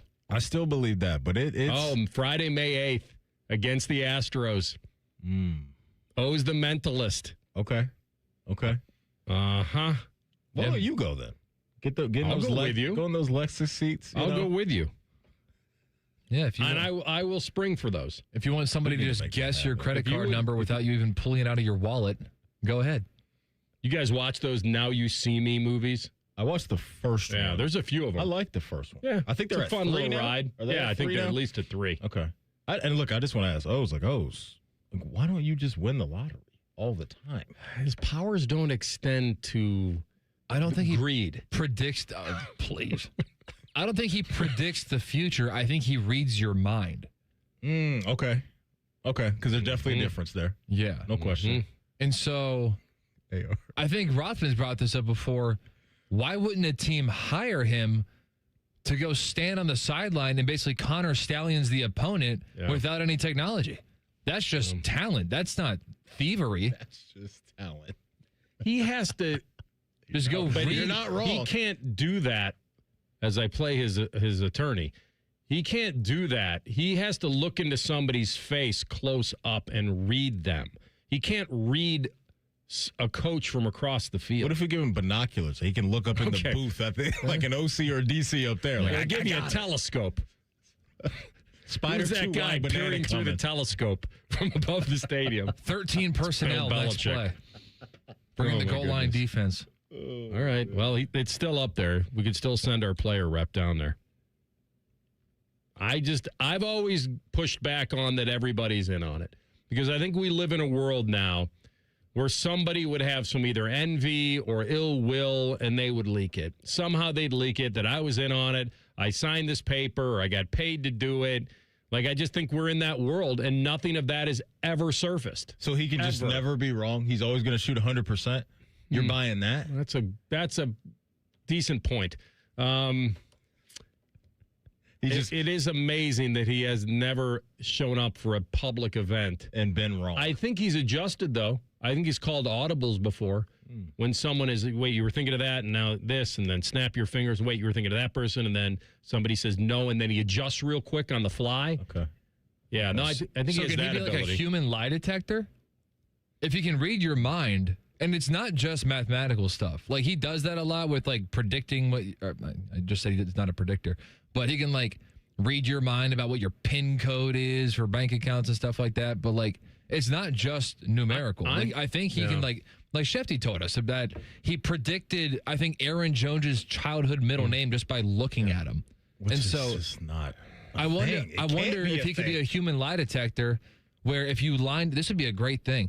If we had, like, 8 of us, if he were to come to the fan and we had 8 of our personalities line up and each of us, like, told him a fact about us one by one down the line, could he predict, again, trying to avoid the word predict, can he analyze who is lying? Is he like a human lie detector? 3 truths and a lie. 8 truths and a lie. Oh, yeah. I just love that game. I just think it's an easy setup for him. Hey, I'm going to the Vikings facility today. Why is he the only one, though? I mean, he's a performer. These humans don't. These people don't exist. But he's got a great personality. And he's very good at it. The other people that may have these type of powers are trapped at Area 51 because they shouldn't be roaming the earth. They're mutants. Scary to me. It's easy to get the test when I'm going to CBS and, hey, Charles, I'll ask you this. Just, act like, Look at their reactions, though. And the one I brought to the table during March Madness was Clark Kellogg. Do you know he's not part of the act? Didn't we catch him, though? Like, he went on Get Up and, he was, putting letters together and it just magically made up some word or something. And it was like, It made up Get Up. Yeah, exactly. Come on. The players that, That's I know. a bit. They're in on it. Every single person that's ever done this is in on it? I believe they are. Or you think there's some behind the scenes? Maybe not not the whole team, but there's a few players. You had Clark look at the bracket and say, think of a player on all 68 teams. I don't care if they're eliminated or still in it. Yeah. And he wrote it down. And that's who he said it was. We got to call Clark. He's the tip of the Clark's iceberg. An honest man. That's what I'm saying. He's an honest man. He is. He's our guy. He's the one I'm clinging to. Real quick, YouTube chatter wants to know, does Rothman also think that David Blaine does real magic? Well, illusions and magic can be two different things. Okay. I'm pretty amazed by it. No, I guess it is an illusion, but somehow he gets the card in the orange that isn't cut open. I don't know how. It's not an illusion. You believe in the magician that gets cut in half, too, at the magic show and all that stuff? In the box? And I did magic for birthday parties. I know there are smoke and mirrors involved. This stuff is this mentalism stuff. I think that he's just gone too over the top. Why hasn't he let me try that again. Solved world problems then? Mysteries. Why hasn't he done that? We got bigger unsolved mysteries. We got bigger fish to fry. He's more of an entertainer. Okay. Let the real serious people handle those. Like Tyus Pile joins us in 2 minutes. Rothman and Ice on the Fan. Hey, Central Ohio, it's Andrew from Home Team Solutions. And yes, we buy houses for cash the easy way. We've been buying houses for over 20 years and we've seen it all. Whether you've inherited a property, you're behind on payments, the house needs work, or just want to avoid the hassle of listing, we've got you covered. No repairs, no clean out, no stress, just a fair cash offer and you pick the closing date. We've helped hundreds of homeowners sell fast and hassle-free, and we're proud to have 5-star reviews all across Central Ohio and an A+ rating with the BBB. If you're ready to sell your house the easy way, call Home Team Solutions at 614-962-SELL. That's 614-962-7355, or visit us online at selltohometeam.com. Home Team Solutions, local, trusted, and family-owned. Again, that's 614-962-SELL. 614-962-7355 or selltohometeam.com. Hey, it's AR here for Germain Honda of Dublin. If you've been thinking about upgrading your ride, now's the time. It's the Honda Spring Event at Germain Honda of Dublin, and they've got seriously low lease rates on the Honda HR-V and Civic for well-qualified buyers. I'm talking reliable, fuel-efficient, and fun to drive without stretching your budget. Stop by Germain Honda of Dublin on Sawmill Road, just south of 270. Check them out online at GermainHondaofDublin.com. The Honda Spring Event won't last forever. The Reds are on the radio. Swung on, crushed, high, deep, left field. There it goes. A 3-run go-ahead blast for Eugenio Suarez. They're waving around Friedel. Up throwing Anthony. Throw to the plate, not in time. And the Reds walk it off at 11, 6-5. The quest for October baseball is underway. Hear all the action all season long on your home of the Reds.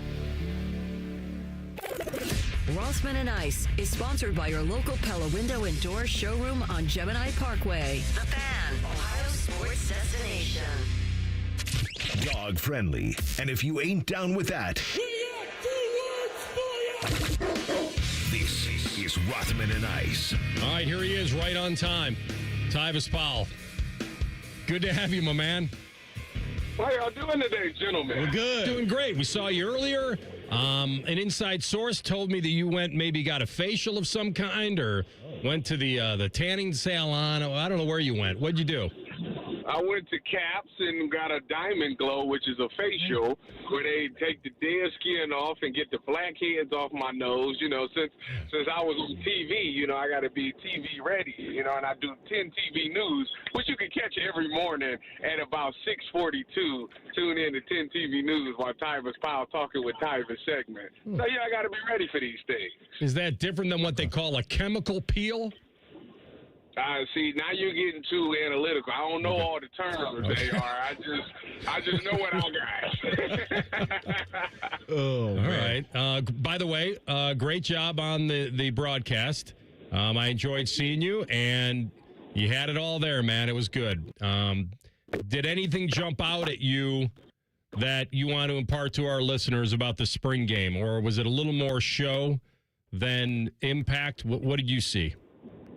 No, I thought that it was interesting because, you know, talking to Coach Day on Friday, he emphasized how he wanted to throw the ball around a little bit more because of the running back situation. You know, it wasn't going to be a lot of running backs available for the game, and obviously I thought the weather conditions will play a factor. So it wasn't no shocker to see those guys slinging the ball early and often in that game. I thought Tavian sling it really well. I thought, you know, Julian had the nice little run. You could tell it's been a key of emphasis that they want him to be more mobile this season, just sitting down talking to some of the coaches. That was one of the things that they emphasized this season is that Julian uses his legs. So it was nice to see him put that on tape. Chris Henry Jr. probably walked away from that game. A lot of people say he is wide receiver 3, but that doesn't take away the fact that we've heard so much about Brock Boyd and seen how good he's been. He's a guy that I think we'll see a lot on the field this year at some point because of the flexibility of the position. He can play inside and outside. And Kyle Parker from LSU, I was impressed with watching him over the spring as well. I see why he was able to go to LSU and why OSU wanted him as well. T, I don't think any of us are expecting Julian Sand to turn into a Braxton Miller, JT Bear type of runner, but what type of impact does he need to make this year with his legs? Meaning, like, when you watch games on Saturday and you walk away from the game and say, okay, he really helped the offense with his legs doing this, what is that going to look like in your mind? So I paint the picture like this. If you got JJ out there, Jeremiah Smith out there, you're automatically going to have 2 guys that's going to be on him at all times, right? So now if you get a Chris Henry Jr. or Kyle Parker, whoever that is, if they become effective, you know, it's going to make that secondary and those linebackers be a little bit looser. So I always tell everybody, if you got a check down player, you know, check downs is what you aim for on defense. But the problem is we're so far in coverage and linebackers have to sink so deep to help him pass that check down can get the ball and go for 10 yards. Well, if they assign a guy on that, now Julian could just run and pick up 6-7 yards every time because that defense is so afraid of those pass catchers. So to me, it's about making it second and manageable, third and manageable. You know, instead of it being 3rd and 10, if you can get us 3rd and 6, that makes the play call a lot easier for the offensive coordinator. So to me, it's little things like that. I'm not looking for him to have 100 yards rushing, but if you can give me 20 to 25 yards a game rushing where he picked up some critical first downs with his legs, it's so back-breaking to a defense. It's so frustrating when you got everything covered and then the quarterback is the one that gets the yard.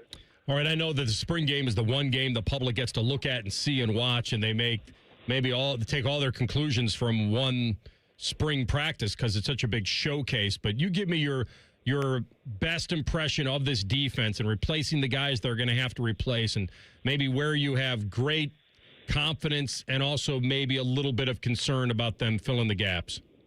Yeah, I think the defensive line is going to be special this year. I mean, even watching them in the spring game, you know, they did a really good job of not allowing the running back to get up the field. I mean, they were making contact in the backfield. Now, I know some people would look at that as a concern for the offensive line, but I don't view it that way.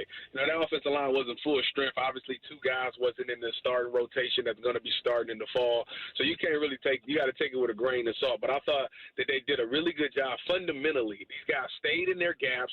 They understood how to take the air. The defensive ends took the air out of the space, so there was no cutback lanes for the running backs to get to. So I really like that defensive line. I think it's going to be interesting to see what front they run, because when you got Quay Rousseau in there and then you got Bo Atkinson and you got Christian Allegro in there, it's going to be interesting to see if they continue to run a traditional 4-3 or 4-2-5, I should say, is what we've been running.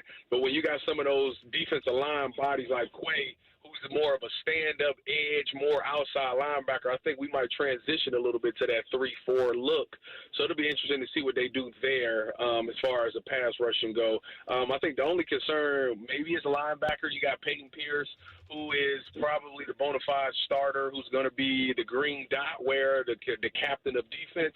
But who's that other linebacker going to be? You're going from two guys, Arvell Reese and Sonny Styles, who is the most athletic, who is big in size, and all of those things. How do they replace those guys?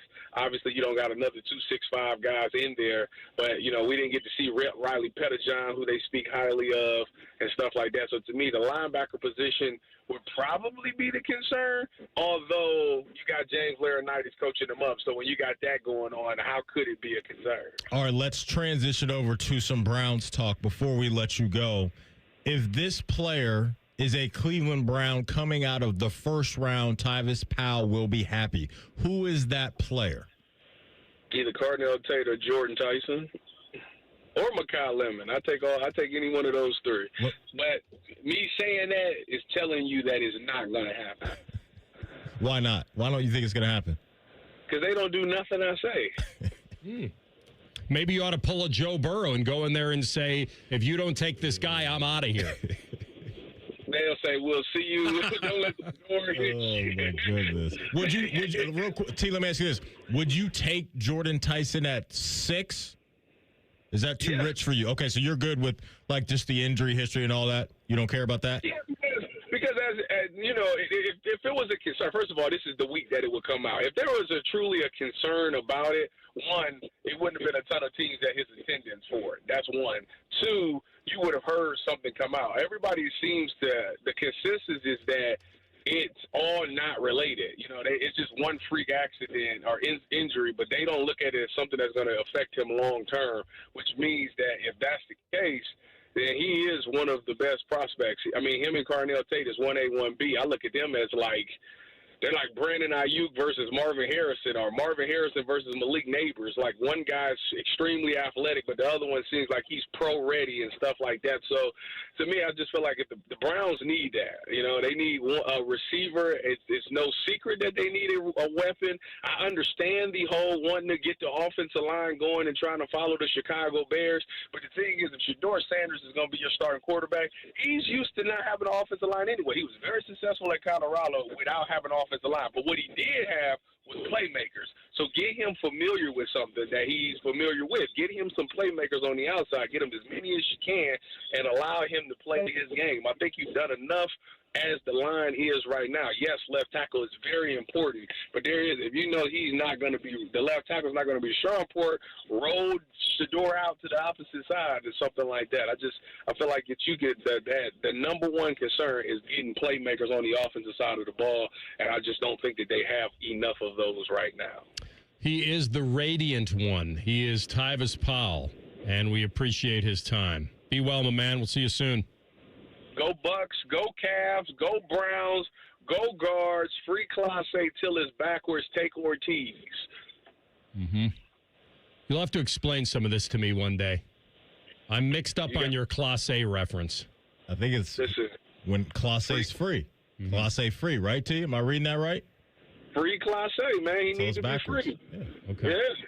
And then Ortiz Ortiz is this version of this year's Jose's Canseco. He just snitching because he finished. Rick Ross said that. I'll see you gentlemen later. See ya. Tyus Pile with us on the Brian Heat and Cooling Systems Fan Guest Hotline.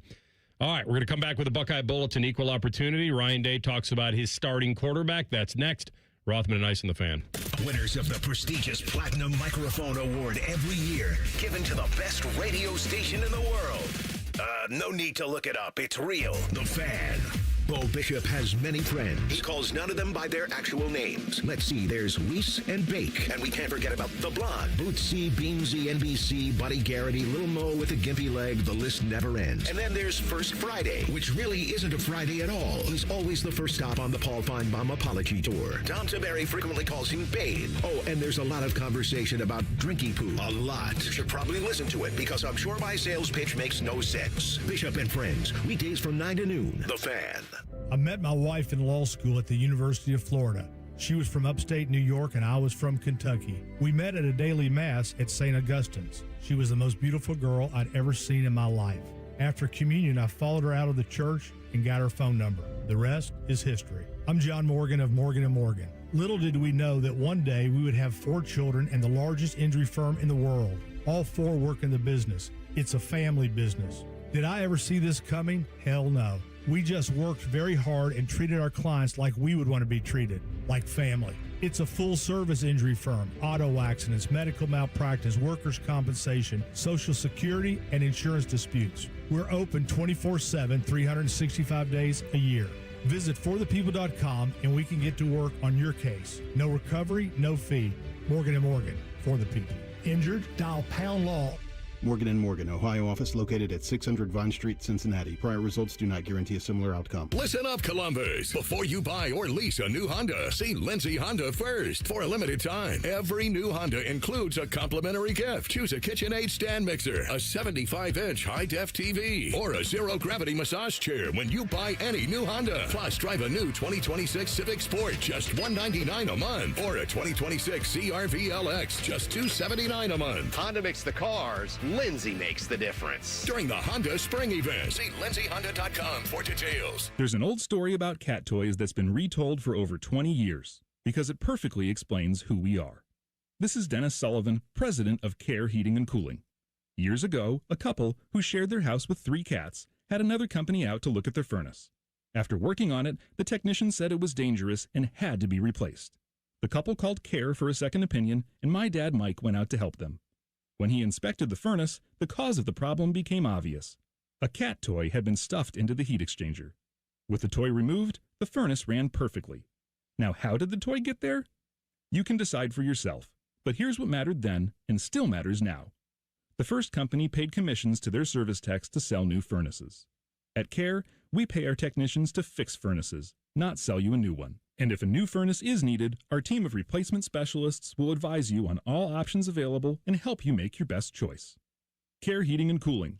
Call 1-800-COOLING when you need a company you can trust. Spring is here, and there's no better place to make memories than the Columbus Zoo. See tigers up close, watch playful otters, and see the baby elephants in action. For a limited time, take advantage of our Zoo After 2 p.m. deal. Plan your adventure at columbuszoo.org. Grilling season starts now at Billiards Plus. Shop top-of-the-line grills and turn every cookout into a win. Then bring the fun inside with pool tables, shuffleboard, and more. Everything for the ultimate game room. Billiards Plus. Grills, games, and good times. Online or on Dublin Center Drive in Dublin. This spring, celebrate the sparkle that she brings to your life with something that sparkles right back. Whether it's for Mother's Day, an anniversary, or just because, Diamond Cellar has the perfect gift for the women who mean the world to you. Visit Diamond Cellar today on Selma Road and at Easton Town Center. Hey there, friends. It's Bo Bishop here. You know High Bank for their award-winning spirits, but the food deserves just as much love. Enjoy happy hour with friends, brunch with family, and dinner that never misses. Make your reservation today at highbankco.com. Dine, drink, distill at High Bank. We at The Fan have created a show where you can be a homer, a hater, or whatever you want to be. Sunday mornings at 8. It's the Fan Call-In Show, presented by the Sportsbook at Hollywood Casino Columbus. Must be 21. Gambling problem? Call 1-800-589-9966. All your favorite Fan shows are available when you want them. Head to 971thefan.com and hit that subscribe button. The Fan, Ohio sports destination. Rothman Ice present Buckeye Bulletin. Sponsored by Window Nation. Save up to 50% on new windows from windownation.com.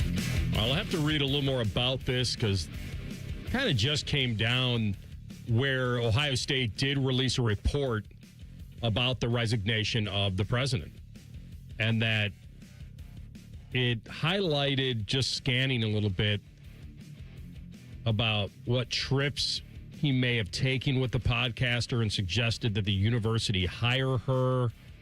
And I don't know where this thing really went off the rails, but Ohio State did release a report. It detailed the inappropriate relationship that he claimed he had as the former president and caused him to resign.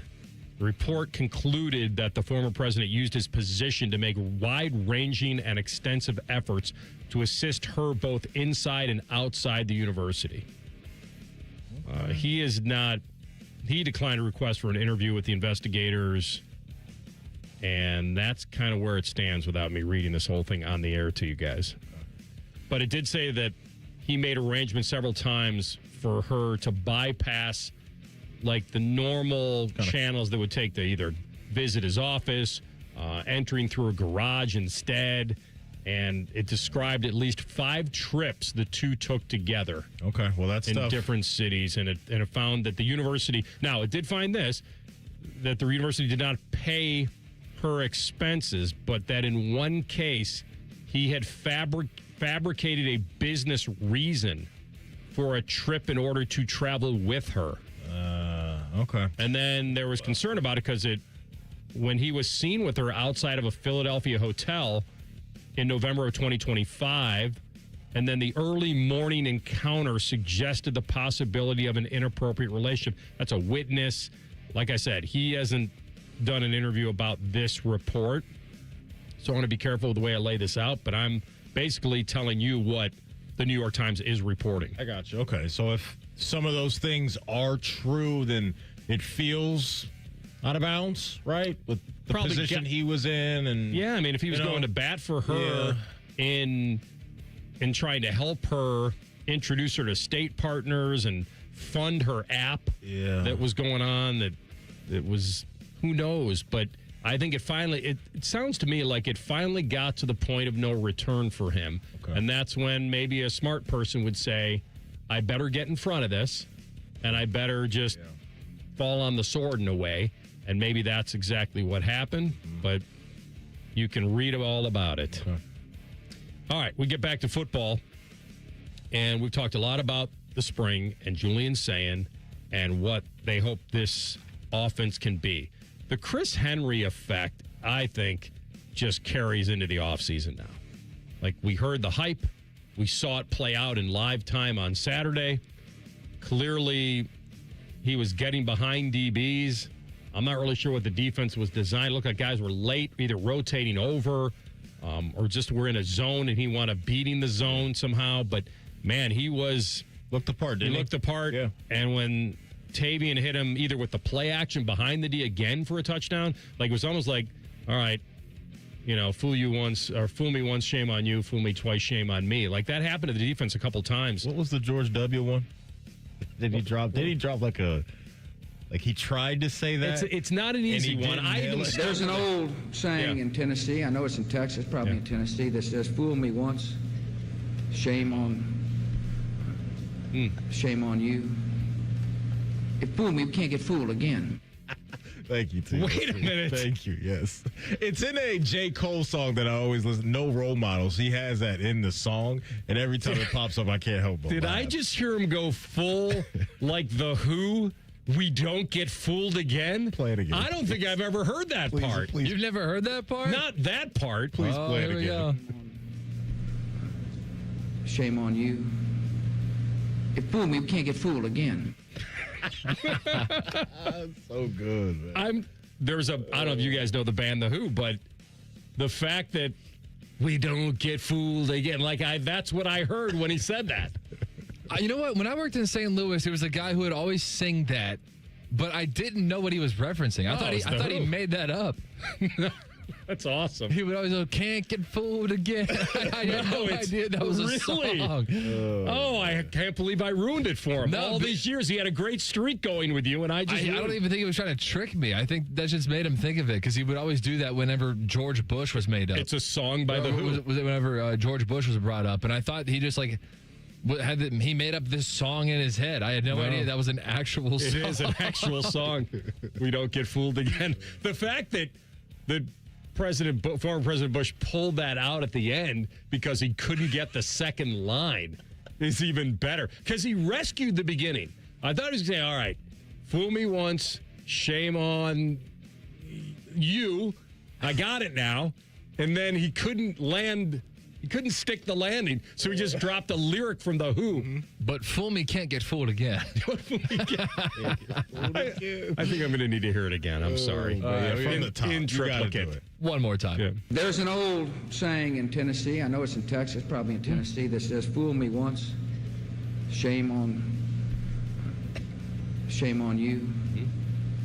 If fool me, we can't get fooled again. We don't get fooled again. That is classic. Now watch this drive. Oh, my goodness. All right, here's Ryan Day on his quarterback, Julian Sayin. Well, it's hard when he's not live, and we weren't not going to make him live today.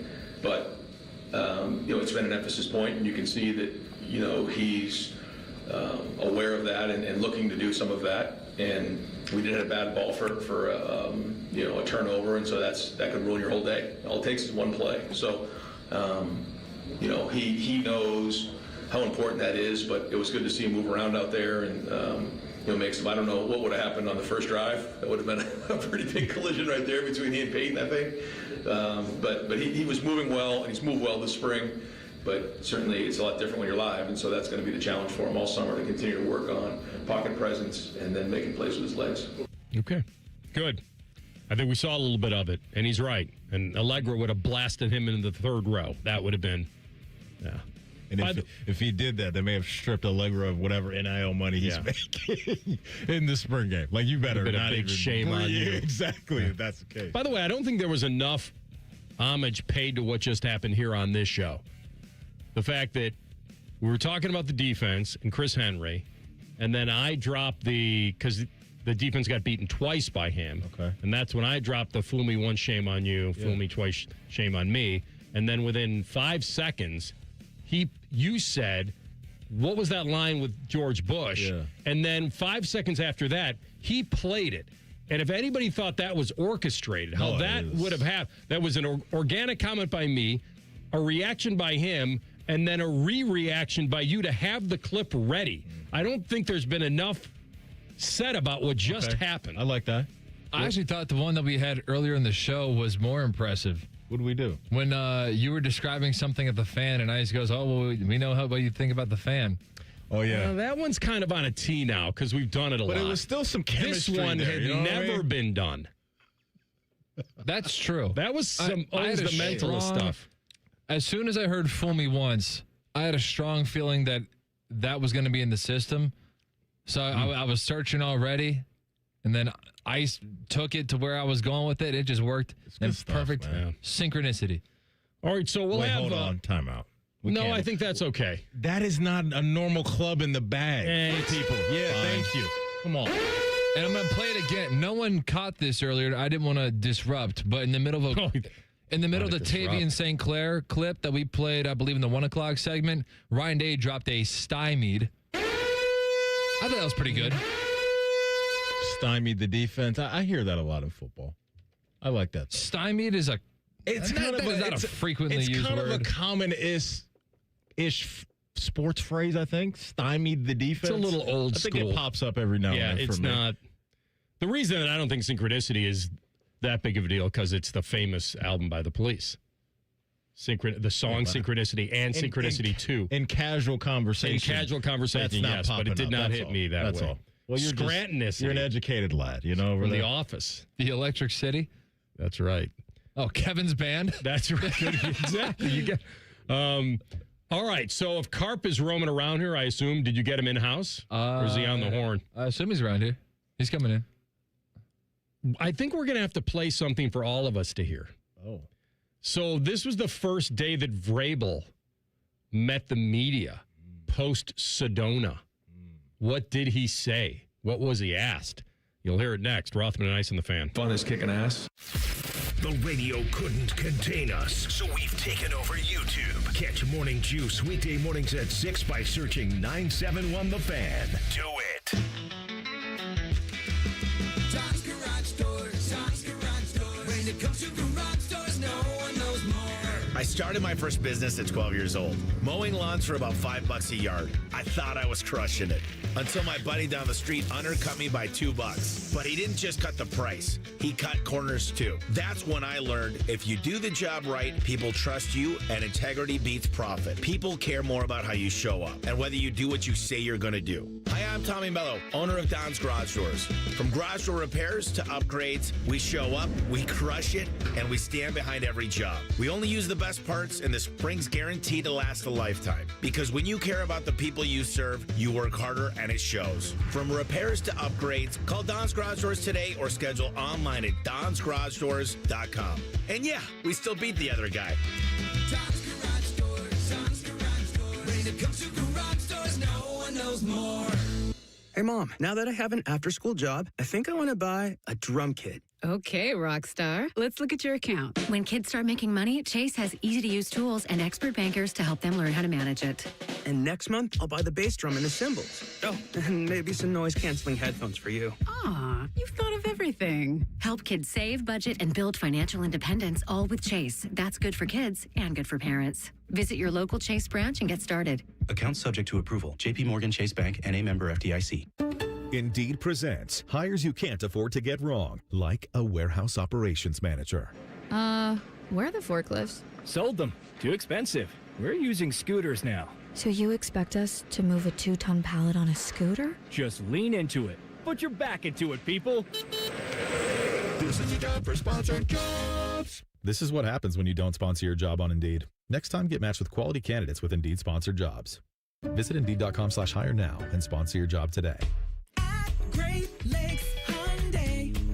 The savings are so good. Spring into savings at Great Lakes Hyundai. Right now, drive your new Hyundai with payments as low as $94 per month for a 2-year lease. Get spring lease savings on every model from Elantra to Palisade. Plus, every new Hyundai comes with owner assurance and America's best warranty. A 10-year, 100,000-mile powertrain coverage. Dublin or Columbus or glexhyundai.com. With approved credit. Payment on 2060 Elantra SC. $39.95 down plus tax title first month payment. 7,500 miles per year and $430. Hey, what's up? It's T-Bone. Now is the time to call Comer & Cross and transform your garage with a gleaming new Comer & Cross garage floor. Maybe your garage floor has exposed concrete with stains and cracks or a bad epoxy or paint job. Well, a new Comer & Cross garage floor will transform your entire garage in just one day. Now, here's the great part of this whole story. If you call them right now, they're going to take 50% off installation. Yeah, that's right, 50% off installation from Comer & Cross when you call them today at 1-800-NEW-FLOOR. A Comer & Cross garage floor is the gold standard, guaranteed to never chip, crack, or show tire lift like epoxy or paint ever. Plus, they make it easy. They'll take your stuff out of the garage for you. They'll fix your cracks and pits perfectly like it's a new garage floor, and then they'll apply the proprietary finish that you pick. Yeah, I said it. They'll fix your cracks and pits. What's wrong with that? That's what you want. So call them today at 1-800-NEW-FLOOR to get 50% off installation. That's 1-800-NEW-FLOOR. Or go to comercross.com. Common Man here for Universal Windows Direct. April's the perfect time to reset your home for the long run, and Universal Windows Direct makes that decision easy. Right now, when you buy 2 windows, you get 2 free, and there's no limit. The more you upgrade, the more you save. Plus 24 months with no payments and no interest. And if you need some more, how about a $500 bonus off your home improvement project? Schedule your free estimate today. Call 614-502-5220, universalwindowsdirect.com. Like me, you'll be saying, I love my windows. Hey, it's Anthony. By now you know my good feet story. But the point I try to get across is that it's an ongoing one for me. For as long as I can remember, it's always been about my lower back. But when I got fitted for my personal arch supports, it's been an absolute game changer. I feel better. They take all the stress off my back. I feel supported and aligned, and you don't hear me complain about it the way I used to. I could feel the difference instantly, and I didn't have to wait to feel that difference. Once I got fitted, popped them in my shoes, took the test walk around the store, and now on a daily basis, everything feels better. And that's what I mean about an ongoing story. This journey to feeling more comfortable makes everything better. You can make an appointment online or just stop into the Good Feet store in Grove City or the one on Polaris Parkway in Westerville, and their experts will personally fit you. Then do what I did. Take a test walk around, and you will feel the difference. Do your feet a favor. Get started at goodfeet.com. Broadcasting live from the McDaniel GM Superstore Studios. Driving excellence since 1916. Chevrolet. Together, let's drive. WBNS HD1 Columbus. Good afternoon and happy Tuesday. I'm Isaiah Jacob. The NBA playoffs continued last night, and the Cavaliers got the job done at home against the Raptors, 115-105. Head coach of the Cavs, Kenny Atkinson, praised his team for overcoming the Raptors' push at the end. They threw a lot of punches. They threw the kitchen sink at us, gave us a lot of different looks. I think they got it down to 6 or 5, got close there. But this is a real playoff win, right? Like, this is what the playoffs is about. They came at us hard, and we responded. The Cavs will now head to Toronto with a 2-0 series lead for games 3 and 4. In MLB action, Cleveland back on today at 6:10 facing the Houston Astros. Down in Cincinnati, the Reds will match up with the Rays at 6:40. This update was sponsored by the BMI Federal Credit Union. Voted best credit union for the past 8 years in a row by CBUS Top Picks. Visit BMIFCU.org to learn more. Most shows just skim the surface, but Rothman and Ice feel like the biggest story of the day deserves a closer look. It's time for a deeper dive. Sponsored by Low T Center. Low T Center, reinventing men's healthcare. All right, a little deep dive action. We got our friend Bobby Carpenter in the studio. What's your controversy, Rothman? What is my controversy? So we're going to do the Joe Burrow trade scenario? Oh, yeah. Do you believe that he forced... I enjoyed that. Yeah, well... Forced it upon them? All right, you take us in there a little bit, because you and I have had these conversations before where I was always a little bit like how does Jimmy Graham get out of New Orleans if Drew Brees says he wants him? And how does Jordy Nelson get out of Green Bay if Aaron wants him? Like, I always used to say to you, don't these quarterbacks, these future Hall of Famers have more pull? And I think you told me, like, well, yes and no. I mean, there's a GM, and they got to calm the waters a little bit. Do you believe that Burrow ordered the code Lawrence? I was waiting for that. I mean, do you believe that he did? I don't know that he ordered it, but I think this may have been them doing this to placate to him. Like, we're going to make a move. We're going to win right now. Because you start talking about them trading Burrow. I just that out there. And I'm like, here's the thing. If you float that out there, I mean, it's done at that point, because you can't talk about trading your franchise guy. And by the way, even if you got 4 first-rounders back, what do you think Jamar Chase and T. Higgins are saying at that That's point? another part, too, as well. For sure. The dominoes. And that's why I just think, like, they've bent the knee to Joe a few times now with paying the receivers. And if this is true, because, again, we don't know if it's true with the Dexter Lawrence thing, but if it is, well, to your point, they're placating to his feelings and wants and needs, and I think that's okay. I don't think that's a bad thing. But would it have happened without this story? That's my question. It's not placating him is fine, helping his defense is fine. What I'm asking is, if Burrow, the story is that Burrow went in and forced it and said, you make this trade or I'm not going to feel like sticking around. Mm-hmm. That's what Dan Patrick cited. He gave him an ultimatum. He said, what was in his locker? So you're telling me Joe Burrow went in there, was going to leave Cincinnati for the rest of his life? He can't leave. He didn't pack a bag. He hadn't called the soul. He didn't pack the thing. You were leaving. He was leaving Cincinnati for the rest of his life. Yeah, I'll get the quote here from it. I don't think we're at that point with Joey B. Because I was told that Joe Burrow is the one calling the shots in Cincinnati. From what I've been told, Joe Burrow said to management, you got to do something defensively or I'm out of here. All right, so maybe it wasn't specifically about Dexter Lawrence. But we've got to get better. And not that I don't think this was anything like against Caleb Downs or whatever, but whoever could have fallen to that spot, because I think there would have been some good defensive players. We got to get better today. Mm-hmm. And I'm sick of the narrative like us being cheap and not paying guys. And so it's like they gave him a 5-year extension. Mm-hmm. They tacked another year on. He's going to be there for 3 years. But we got to go do something right now. We didn't re-sign Trey Hendrickson. We got all this money that we were allocating for him. And so we didn't get him. We have got to get better on the interior of our defensive front. And, let's go do that now. Yeah. And I think maybe part of it, too, is he's looking around at some of the draft picks they made on defense the last few years. And he didn't have a lot of confidence there. So I think, to your point, go get a guy that we know can play at a high level in this league. And Dexter's one of those guys. And so I don't think we're at a point right now to where he's drawing a clear line in the sand. But I think if it's one more year of us not in the playoffs, the defense being mediocre to bad, I'm not going to be surprised if he pulls that lever. And I think it goes down to a little bit. I mean, they haven't drafted offensive linemen all that well. They haven't drafted a lot of positions all that well since he's been there. And because of that, like, you're reeling a little bit. And so they've got to find a way. Now, I think last year they hit on some linebackers. They got a little better, but we're in a win-now mode in Cincinnati. I mean, Joe Burrow, is he 30? You got to be close. 28, 29, somewhere. Got to be close. We're getting there. I think you're right. And like Jamar Chase and T. Higgins, they're both on their second contracts. I mean, he's probably looking at this the next 3 years. We got to go. It's time to make hay. You're 29. He'll be 30 on December 10th. Your point is well taken about what they got and what they needed. This was the worst run defense in the NFL. Yeah. I mean, as far as yards per, they were the worst. In passing, they're bottom 8, probably. But I think their point is you bring a good defensive line in, it helps your run game and it helps your pass game because you get more pressure. Giving up 29 points a game. I think he has more losses than anyone else when they score 30 or more points. I mean, it's ridiculous. It's a joke. Yeah. And it's been a joke for 3 years. 38-35. Yeah. Consistently. I mean, can we get a stop? Oh, my gosh. Every single Monday with the Bengals defense, Rothman was coming in here doing his on-air tackling demonstrations.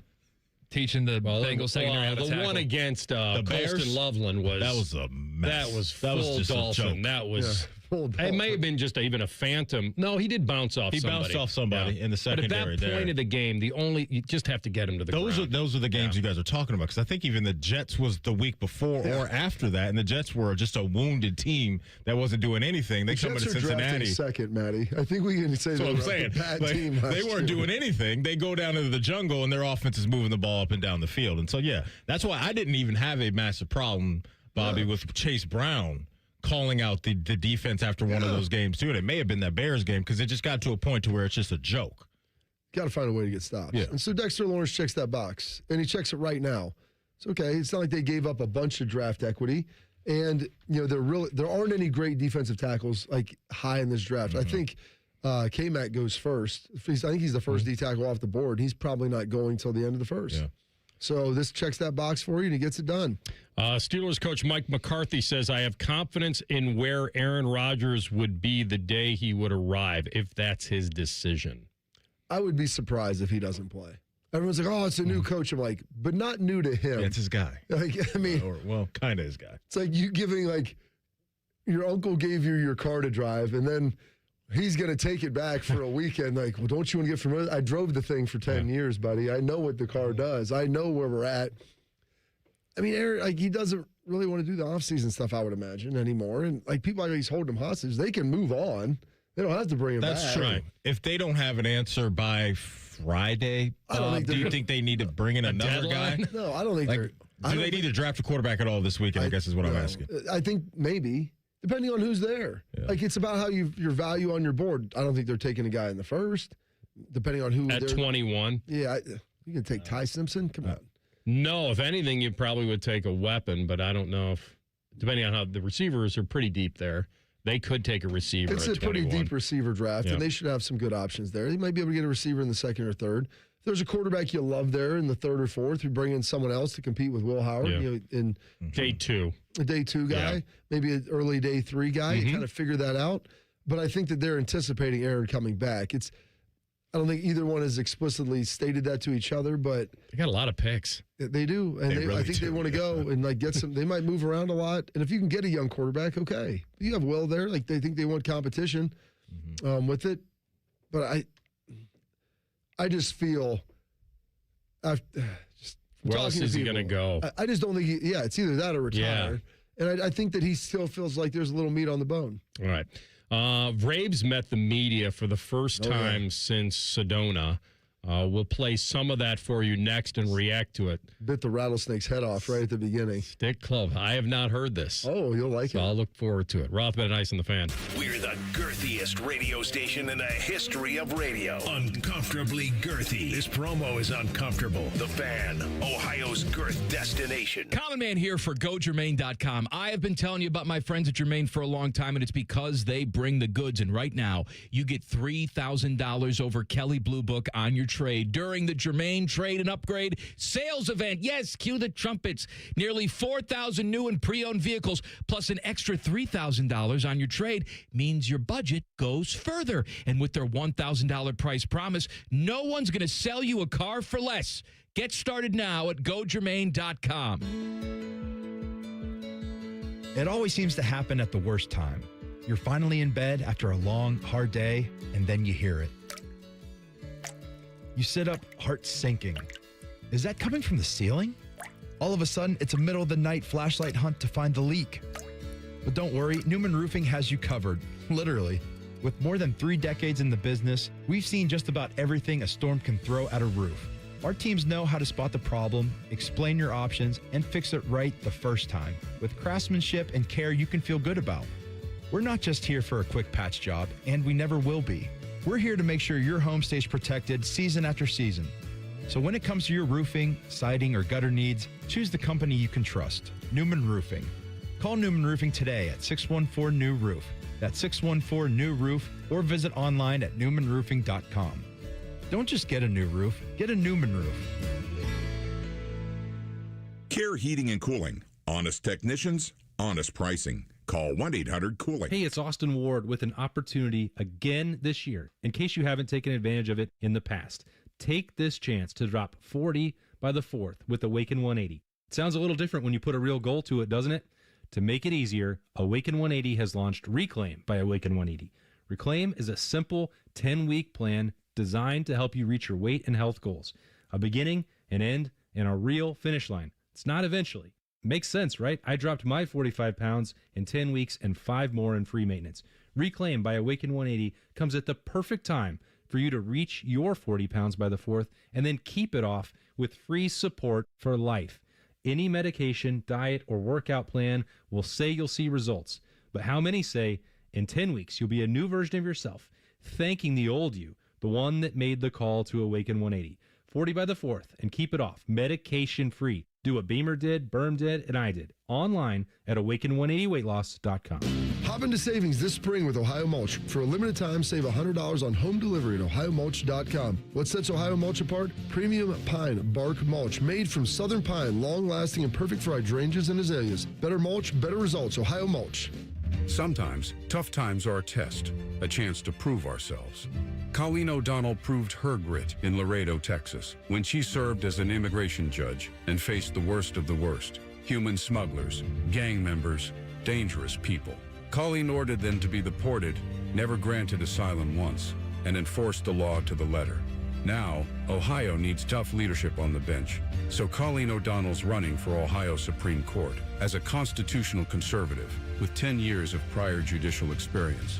Ohio Right to Life PAC endorses Colleen for her devotion to our conservative values. America's toughest immigration sheriff, Richard Jones, endorses Colleen O'Donnell for her dedication to public safety.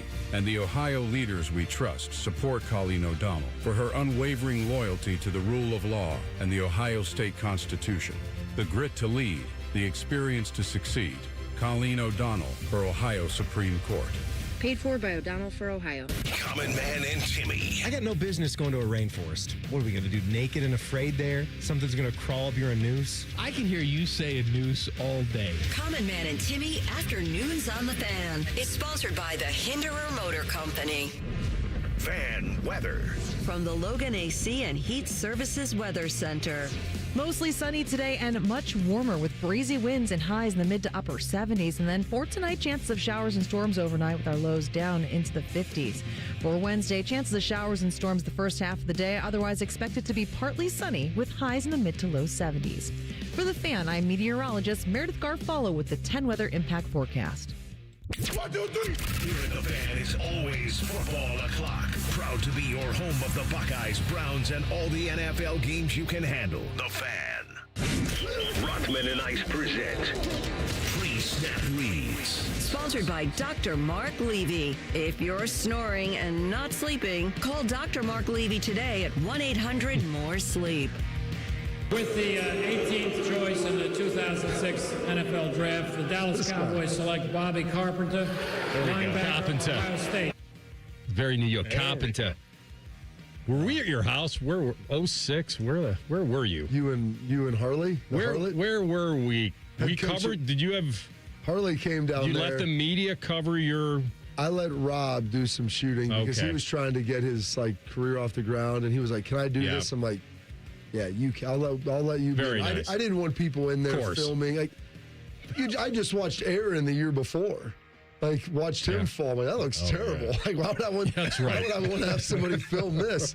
And I'm not even sitting there, just looking miserable and sad. At least I'm going to be drunk and full at mine, like Robert Baratheon.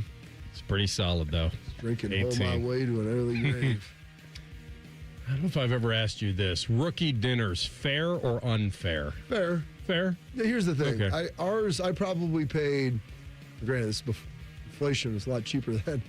We went to Capitol Grill in Dallas. Not everybody showed up. It was defense only.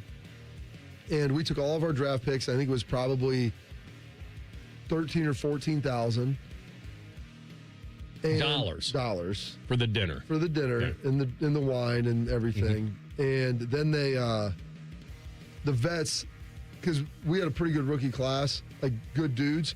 So they put in guys who threw in a couple $100, and there was 2,000 probably were thrown in there. And I think of the 12 remaining, I still have the receipt. It's pretty faded.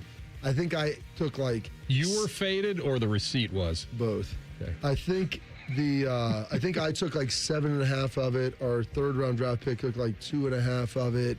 We had a 5th round pick that took 1,000. Then all the undrafted guys and I like that. They put $500 in. Okay. All right. And it was our whole defense. And so they were. That's cool. But we all did our stuff. They hit Des Bryant 4 years later for $50K because he refused to carry pads. He refused to bring in coffees. No donuts. He wasn't bringing in anything. That's what I'm saying. He's like, I'm above all that. He's like, all right, well, you can be above all that.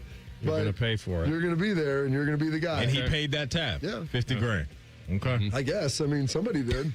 That's right. It's like a scene in The Sopranos, the check goes and okay, are we ready? Yeah. I mean, I would show up. We would do offense and defense. Some teams just do by position and different things. But I started going to the offensive ones too. They're like, come on, why nice. not? Glom onto that. Why not? Well, those are the ones you want to be invited to. Oh, I remember riding with Andre Gerard, who was our center. He played with your Ravens at the end of his career. And we were driving. He had a couple of scotches. And we were driving. He had just got an M6. And we were driving on I-35. And it was super light out there because it's in the end of the summer. And we're driving from there to the club destination we're going to go to. And we were going 135 miles an hour, and it looked like the cars were standing still. And I'm just sitting there trying to be like Fonzie. Yeah. But when they're driving 80 and it looks like they're parked, and we're just weaving in and out, and I'm like, Dre, you good, man? He's like, I'm good. I'm like, all right, we're good together. Couple of Fonzies. We hit this wall, big dog. That's whoosh. Looked like Tiger out there. My goodness. All That's right. the fastest I've ever gone in a car. Yeah. Especially with someone that had a couple of cocktails. Helped relax him. So use the surge of adrenaline to sharpen your reflexes. I went to college with a friend of mine. He had a pretty cool car as a college kid. The guy was he had a Toyota Supra. It was a cool car. Yeah. And we'd all get in his car and he would drive, and it's the most frightened I've ever been. What was I thinking? But hanging with the cool kids. kids. You get to feel 18 years old. That's what you were doing. You get to feel so alive. Oh, yes. Yeah, for the moment. All right. Let's we'll bring the music accompaniment down for this. Mike Vrabel is finally addressing whatever the elephant in the room is, if there is one. And so he's saying he's going to tell you how he spent the last few weeks off this perceived scandal with Diana Rossini and all about what happened potentially. Now, what he reveals, I don't know. He met with the media, and he emphasized how he has to make good decisions. Now, that's leaning into that. Did you do something wrong, or is just the perception that maybe something? So we'll hear it together. First begin by saying thank you. Thank you for your patience that you've shown in a personal and private manner. For me and obviously everybody involved, I know that that's not easy for you. and I respect that, and I appreciate your efforts in doing so. I understand I could have, addressed you guys sooner, but it was important to me to have a conversation with the players, which I did yesterday, very candidly, as we began our off-season program, which everyone is excited to be a part of. Stacy had mentioned the players' availability, and it was never my intention to have them speak to you or address you before I did. And so I asked him to come today and to talk with you. I also don't want to take away from our, the draft, the weekend of the draft. This is an important time for us, our organization, and the excitement and the joy that those players are going to have that we bring onto our football team. They're starting an amazing journey, one that should be celebrated as we welcome them onto our team. With that being said, I've had some difficult conversations with people that I care about, with my family, the organization, the coaches, the players. Those have been positive and productive. We believe in order to be successful on and off the field, you have to make good decisions. That includes me, that starts with me. We never want our actions to negatively affect the team. We never want to be the cause of a distraction. Those are comments and questions that I've answered for the team and with the team. We'll keep those private and care deeply about this football team, and I'm excited to coach them. And what I can promise you is that my family, this organization, the team, the staff, the coaches, everybody, our fans, most importantly, will get the best version of me going forward. But I wanted to just address this and thank you for your patience in dealing with the private and personal matter. Okay, so there obviously wasn't a Q&A. They're going to respect privacy. I don't know. I'd have to listen to later if anybody asked anything after that. But, the New York Post published a series of pictures 2 weeks ago that showed Vrabel and Rossini together at the resort in Sedona before the NFL's league meetings in Phoenix. Everybody knows the story by now. They're both married to other people. And they also said that the photos did not accurately reflect that interaction. Now, there's been no evidence that's come out after that about whether there were groups of people and they just happened to be isolated for those photos at the time. But, all right, here we are. We'll see if this it is a private matter. There's no question about it. And the other thing is, his owner is not exactly, that may help actually with the team. That may help. Well, if there was anything that they viewed as unbecoming as the head coach, his owner was caught in a strip mall massage parlor. Mm-hmm. And the only reason that got thrown out is because they illegally obtained evidence through the hidden cameras. And I think that got thrown out. So that thing was dropped. I don't know. I mean, this has happened in the NBA, right? This has happened with other coaches. This happened with, I believe, Ime Udoka, who was the head coach of the Celtics at the time. How about Tony Parker? Tony Parker was messing around with one of his teammates' wives, correct? That is correct. Yeah, that's when he was with Eva. Yeah. I think at the time. And so, yeah, I mean, I don't know. There's not much to unpack from that statement. We'll see if there's anything else that comes from this. Does the league care? I mean, do they care enough to want to investigate anything? That someone, a credentialed, accredited member of the press is potentially involved with a head coach? That's between the ownership and, Mike Vrabel is employed by the league. He's employed by the New England Patriots. Right. He didn't break any laws. Yeah. No. Maybe conduct unbecoming, potentially. But that's all they're going to investigate that. By the way, where did the pictures come from? That's one of the things that no one's ever said. Oh, just some random person? Yeah. Mm-hmm. It looks like that. Considering you're not allowed to have your phone out and be photographing things in that resort in public places, then that means that there was someone there that was probably there for hire to get that done. And the camera was concealed. Yes. Because the pictures look like the person's in the damn pool. Yes. Like it's that. Phone calls coming from in the house. Yeah, they're that close. But now, you know what happens. Everybody starts going back to all the Diana Rossini interviews. And how would she know that A.J. Brown wants to play for the Patriots? And how does she know? So they're following some breadcrumbs there. But it's a tough look, no doubt. And maybe it will go away, or maybe it'll come to its whatever conclusion it's supposed to come to from a personal standpoint. But the fact that they just went to the Super Bowl, and then he's a highly respected head coach, coach of the year. 2-time coach of the year. Yeah, it's a story, certainly. All right, well, I guess there was no Q&A. Not that he was going to answer anything anyway. There were no follow-ups. There were no follow-ups. We thank you for your patience. Bit the head off the snake. I appreciate you have a job to do. It's a personal and private matter. We're on to football. Yeah. We're on to football. Right out of the Belichick. We're on to the draft. On to the draft. Exactly. I wanted to talk to my team first before I address you. Talk to them about making good decisions. That's me included. Well, if Santiago wanted to be transferred off, what mistake did you make? But you said no, he was never to be harmed. Then if anything, you're a victim. Yes. Well, that's meaning that they depicted you in a way that you were wrongfully accused. I think his thing is like you just have to. I'm not going to. It's a plea of no contest. I'm not admitting guilt in this situation. Maybe I was misportrayed with how we were there, but it was a bad look regardless. Facts not in evidence. Yes. All right. There you go. Objection asked and answered. That's right. All right. Difficult conversations.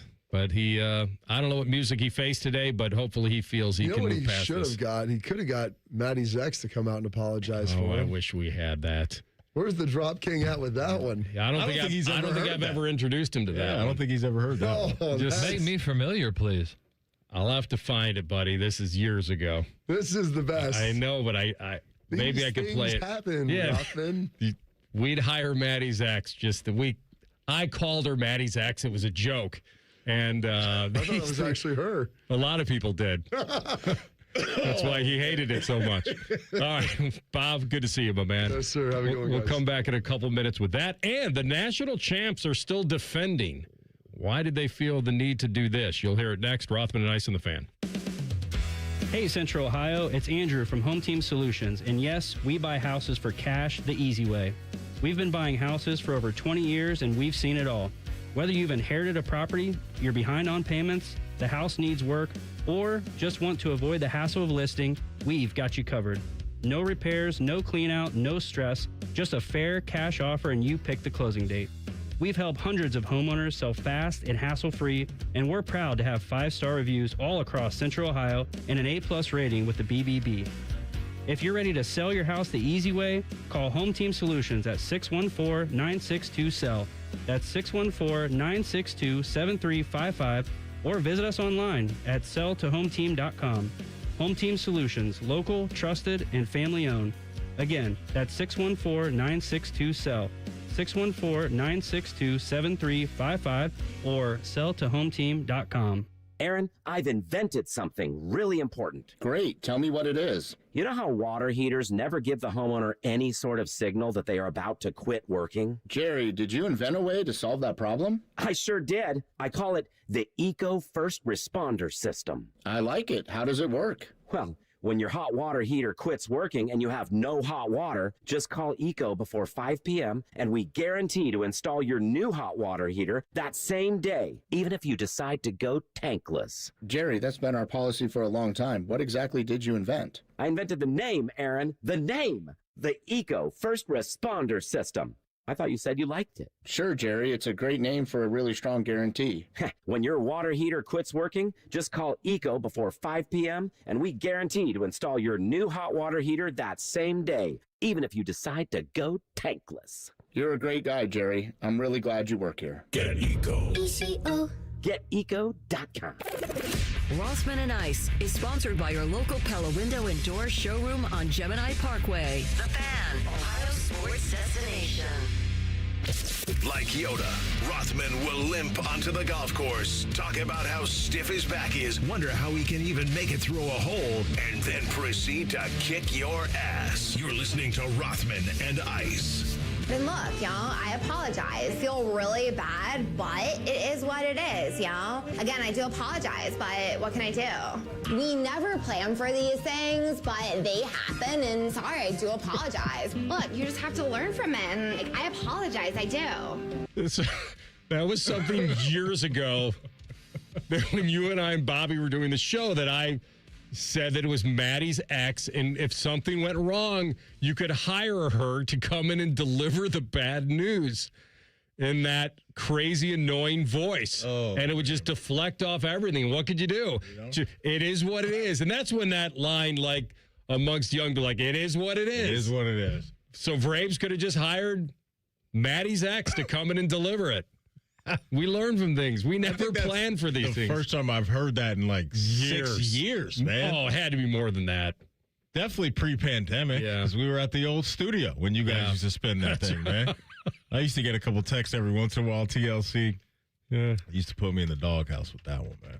See, I don't know why that was. Some ladies were like, so who's this other girlfriend? No. It was maybe at the time a specific ex who thought that we were mocking her. Oh, no, it had nothing to do with that. And right? of course, AR and Bobby wouldn't know that. Yeah. They weren't doing that, but that's how it was coming across to said party at the time. Well, now we got to inquire about this. First of all, at the time, was this an ex that you were on good terms with? Because I'm thinking that if you were on good terms with her, then you may care if she felt misrepresented. If you were not on good terms with her, then you might be like, pound sand anyway, we're having fun. We weren't on bad terms. Okay. Neutral? It was just something he didn't need to deal with. It was okay, like I think that's a fair way. Yeah, like it was just kind of like. Yeah, he's not like that where you'd ever tell somebody to like, hey, we're having fun here. Yeah, that's your problem. Right, but, I wouldn't, but they. Sometimes it landed because we played it so much on the show.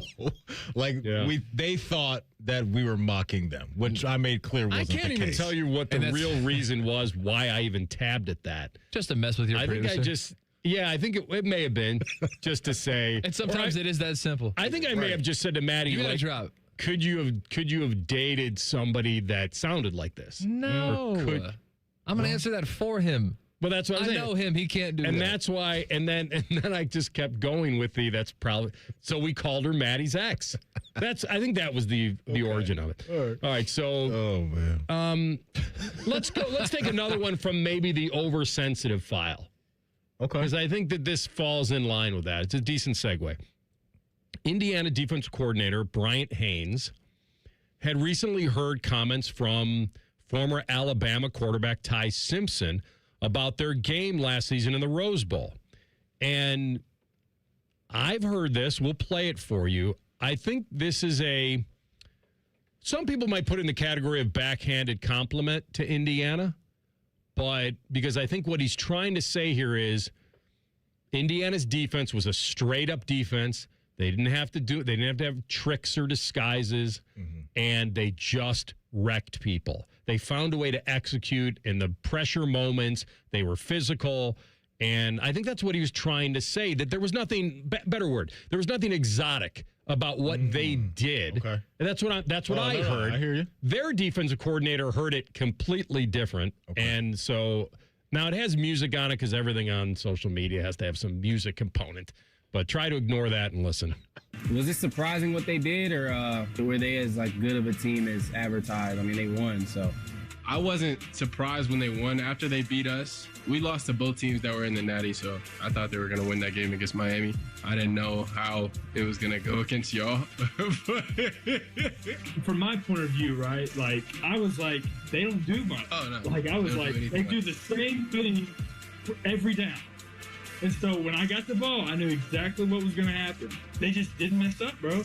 They were in the exact same spot they were supposed to be, and they were so well coached. It was so much different than the SEC. SEC, you got, they'll play man, they'll do these unorthodox coverages, because it's just kind of how it is. That game was crazy to me. Of course, I got hurt, so that was a bummer. But I knew what they were going to do, and we couldn't really run the ball. We didn't really, throw. It just was it was so crazy to me how it happened.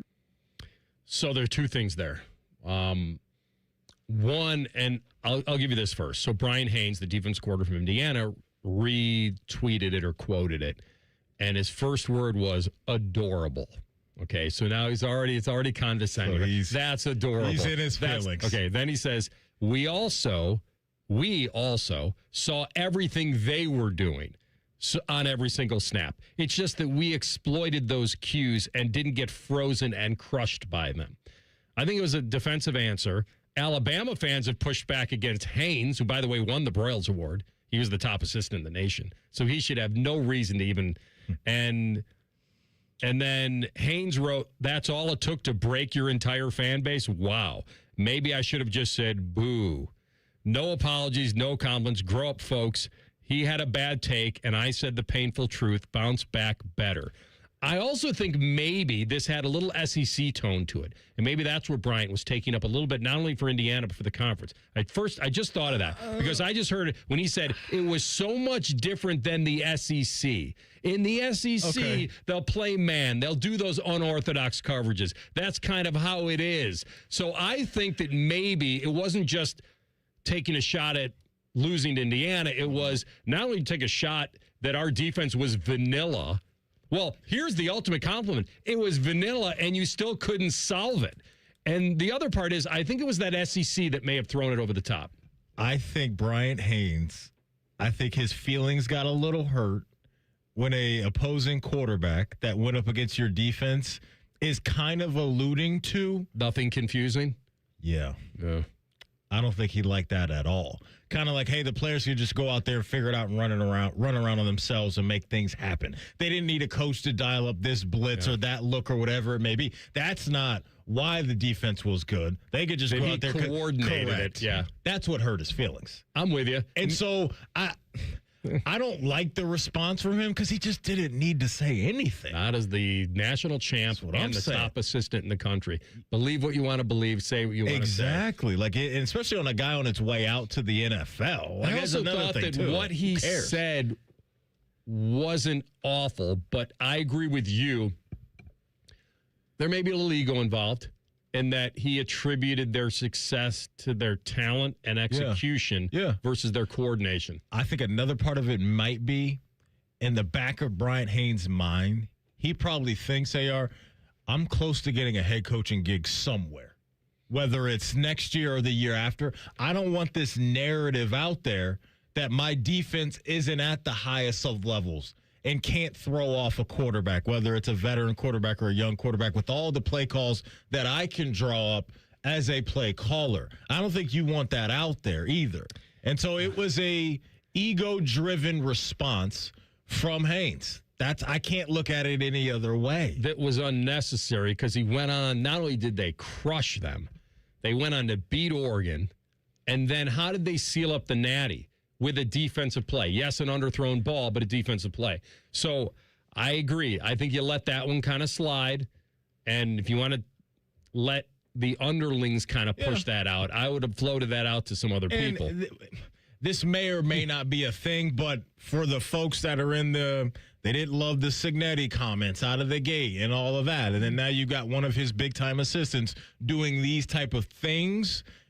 They're already going to have a target on their back, which is crazy to say about Indiana, but they are. But these type of things aren't going to help the narrative of, this is still a little brother, a cute story anymore when you're clapping back in that way. Yeah. This isn't a player quote tweeting Ty Simpson and saying, this is a coach saying that. I don't think there's people that are going to love that. Yeah, the reaction was over the top for sure.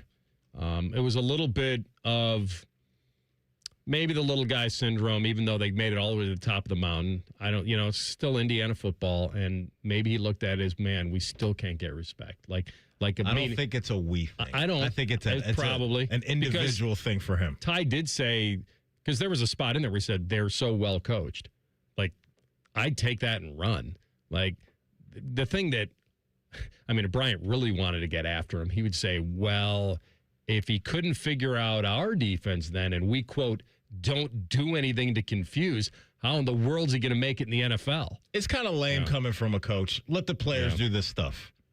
Don't, as a coach, clap back at a player, especially a player that you're not even going to go up against anymore that's going to the NFL. Yeah.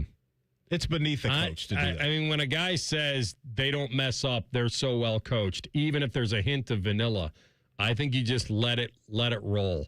I think if he would have come across with it was a fluke or, yes, we had some injuries, if he would have completely taken away the win, then maybe it's open season and you can say what you want. But he said enough in there, Ty Simpson, he said enough in there to let it slide. I just think as a coach, you stay away from clapping back at players. Let your players do the trash talk. Yeah, it showed some insecurity, and maybe he felt some disrespect by it, but there you go. All right, we're coming back with Tell the Truth, Rothman and Ice and the Fan. Wake up with the Fan. Eat lunch with the Fan. Go to bed with the Fan. Dream about the Fan. Then change your sheets. Gross. Ew, you guys are gross, but stick around in case I don't find anyone else. The Fan. It worked once, so we're doing it again. Sign up now for the Fan 5K, presented by the Ohio State Wexner Medical Center. We're back at Otterbein on Saturday, June 20th. Walk a mile with the Common Man, jog a 5K with T-Bone, or try to beat Tyus in a 40-yard dash. Tyus won't stretch, so there's a chance he pulls something. The fun starts at 8 a.m. Saturday, June 20th. Register today and earn a sweet medal, race T-shirt, and a photo op at the finish line. Sign up at 971therace.com. Prepare your tightest running clothes, and we'll see you at the Fan 5K on June 20th. Tomorrow, some of us will wake up and it will be our last day on this earth. It will be unexpected and without warning. Each year, 250,000 people will die from medical malpractice, the third leading cause of death in America. 43,000 will die in a car or truck crash. 6,000 will die working on the job. I'm John Morgan of Morgan & Morgan, and we represent many of these families. It's awful. Unfortunately, many times some of these family members are not speaking and never get to say, I'm sorry or goodbye. If you're at odds with a loved one, listen closely. Pick up the phone. Call them. Say you're sorry. I promise a huge burden will be lifted from your heart and your soul will be renewed. Even if you're not wrong in your own mind, it doesn't matter. Death is bad enough. Death without closure and love will follow you the rest of your days. Trust me on this. Morgan & Morgan. Injured? Dial pound law or visit forthepeople.com for an office near you. Morgan & Morgan, Ohio office located at 600 Vine Street, Cincinnati. Prior results do not guarantee a similar outcome. I'm Leslie from Pella Columbus. And I'm Wilson from that other window place. Wilson, what are we wearing? Lie detectors. Anytime a lie is detected, we get a little shock. All right, let's try them. So, Pella was rated by homeowners as the leading window brand here in Columbus.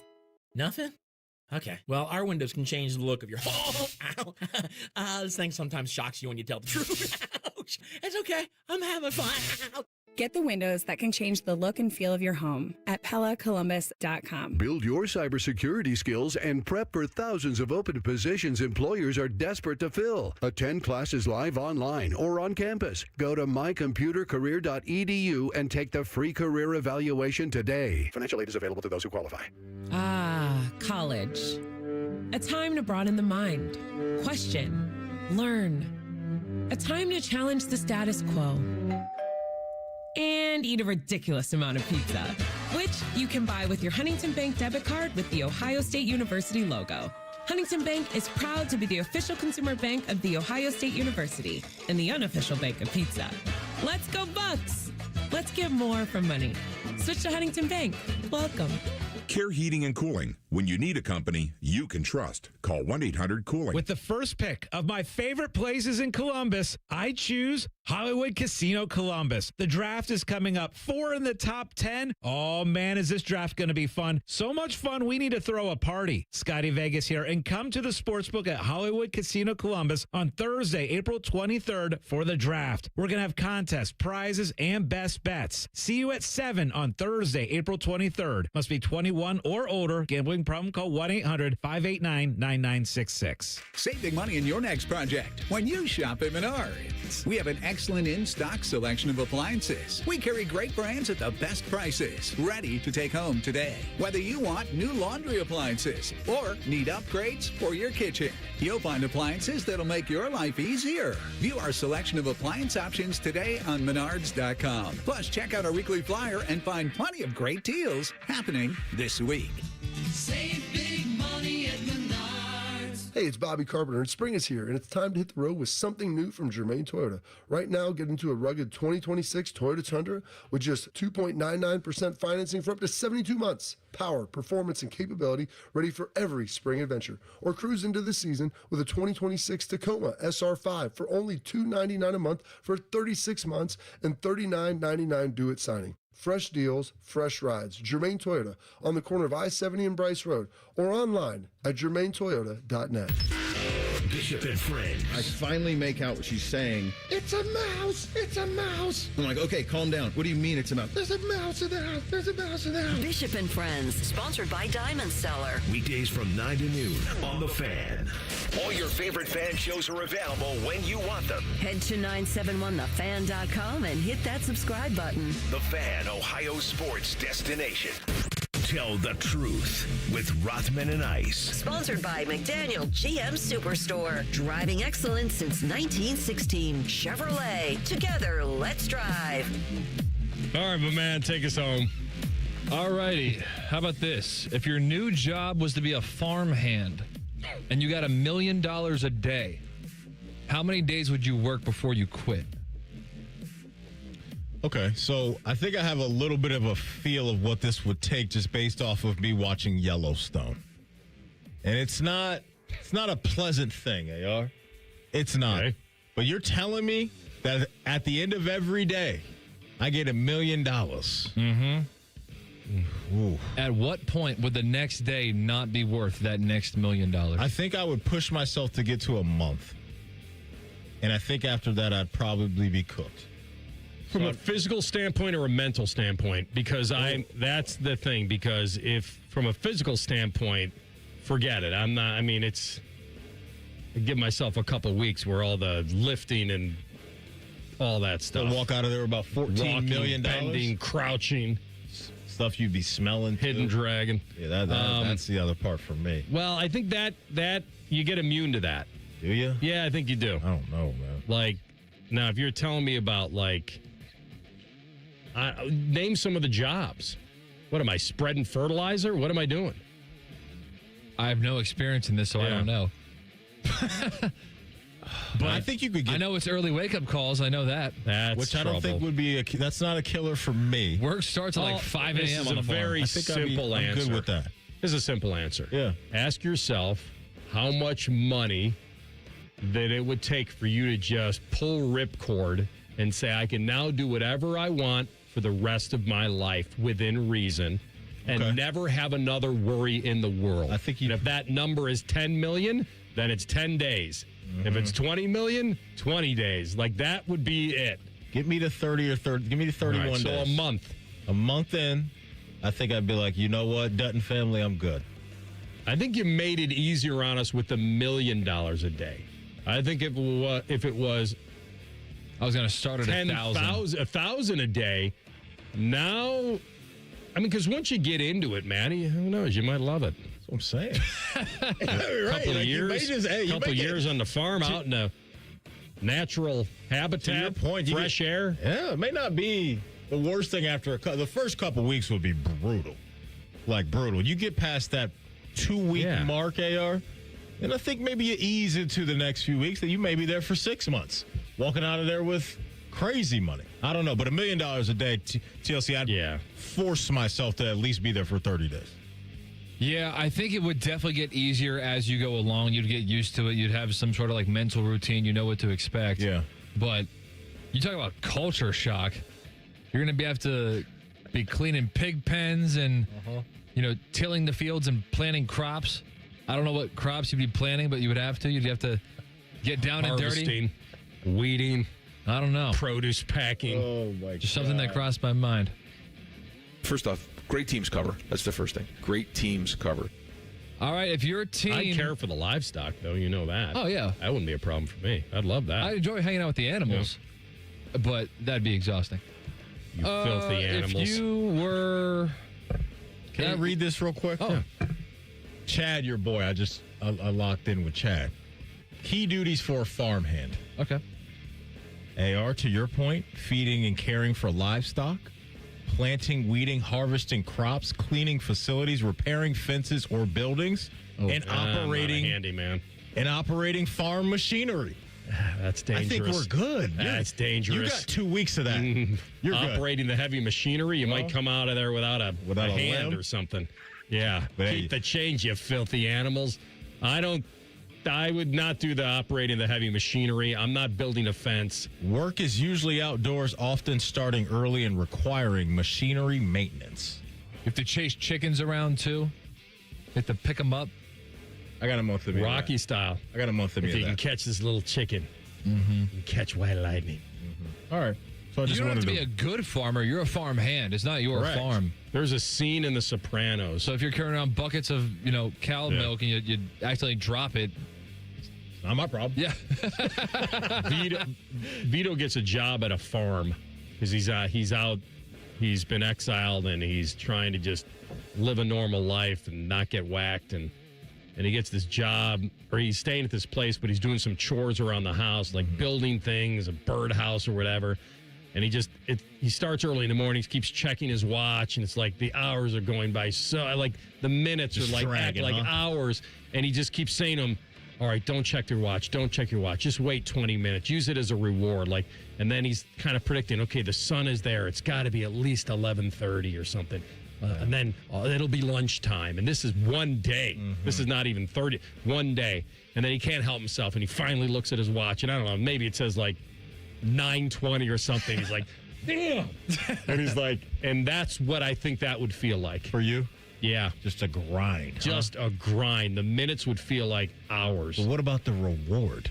That's the motivation. What if TLC had for you cold, hard cash on your bed at the end of every day, and you just walk in there and see $1 million? That would do it. You're getting through it. You're getting through it. And if it's cold, hard cash, you don't have to get taxed on it. Even better. Well, you mean Just I don't don't have to? I don't declare it. Somebody's eventually coming. Exactly. Yeah. You just go to the grocery store and Legally, pay for I don't have to. Pay I think for that's everything wrong. in cash. That's right. Oh, we're just washing dollar bills. That's all we're doing. Oh, and you don't even know when the day ends necessarily. Well, I mean, maybe they do. I don't know when the day ends when you're working on a farm because the animals still live even at 9 p.m., so you're still on the clock. You're forever on call. I think everything's kind of locked down at sundown. I feel like. You think? Yeah. It's like putting the kids to bed. You're up early and you're to bed early. It's a sun up, sundown job. Very for much. Sure. Yeah, but it's not well past sundown, I wouldn't think. You got to be rested to meet the day at 4 a.m. the next day or whatever. I was at Chick-fil-A yesterday. Real Milk quick, the cows. And I felt bad for this kid working the line because I pulled up and he was like, "What can I get for you, ma'am?" I'm like, "Oh, okay." And he's The beer didn't tip him off? and then he said it again. And then he looked at me and goes, "I'm so sorry. I've been out here since 6 a.m. Oh, he's delusional. And I was there about 8:30 last night. I felt for the Wait, kid. I was like, what? Yeah, exactly. This was like I don't know, early 20s maybe. And this guy was like, "I've been here since 6:30 a.m. Forgive me for calling you ma'am twice." I was like, "It's all good." He's like, "We don't get It's all fooled good." again. Felt bad for him, man. So speaking of sun up, sun down, that's apparently what they're doing at Chick-fil-A. Hopefully that's not the case. There's Tell the Truth for today. Us talking about how we wouldn't make it as farmhands. Hey, you missed anything from our show, don't worry. You can always catch up wherever you get your podcast. Just type in Rothman and Ice, everything we do from noon to 3. We'll be waiting there for you. Subscribe to the podcast as well. Common Man and Timmy coming up next. Got it right today, TLC. Jason Stark at 3:30. It's Rapid Fire Day as well. All right, we'll hit you at high noon on a Wednesday. That'll include Shefty going into the draft and all that good stuff. Join us then. Rothman and Ice and the Fan. I hope they all go to either the Bengals or the Browns. Bobby Carpenter demands that you watch Morning Juice on YouTube. If you don't, Tito will move into your house.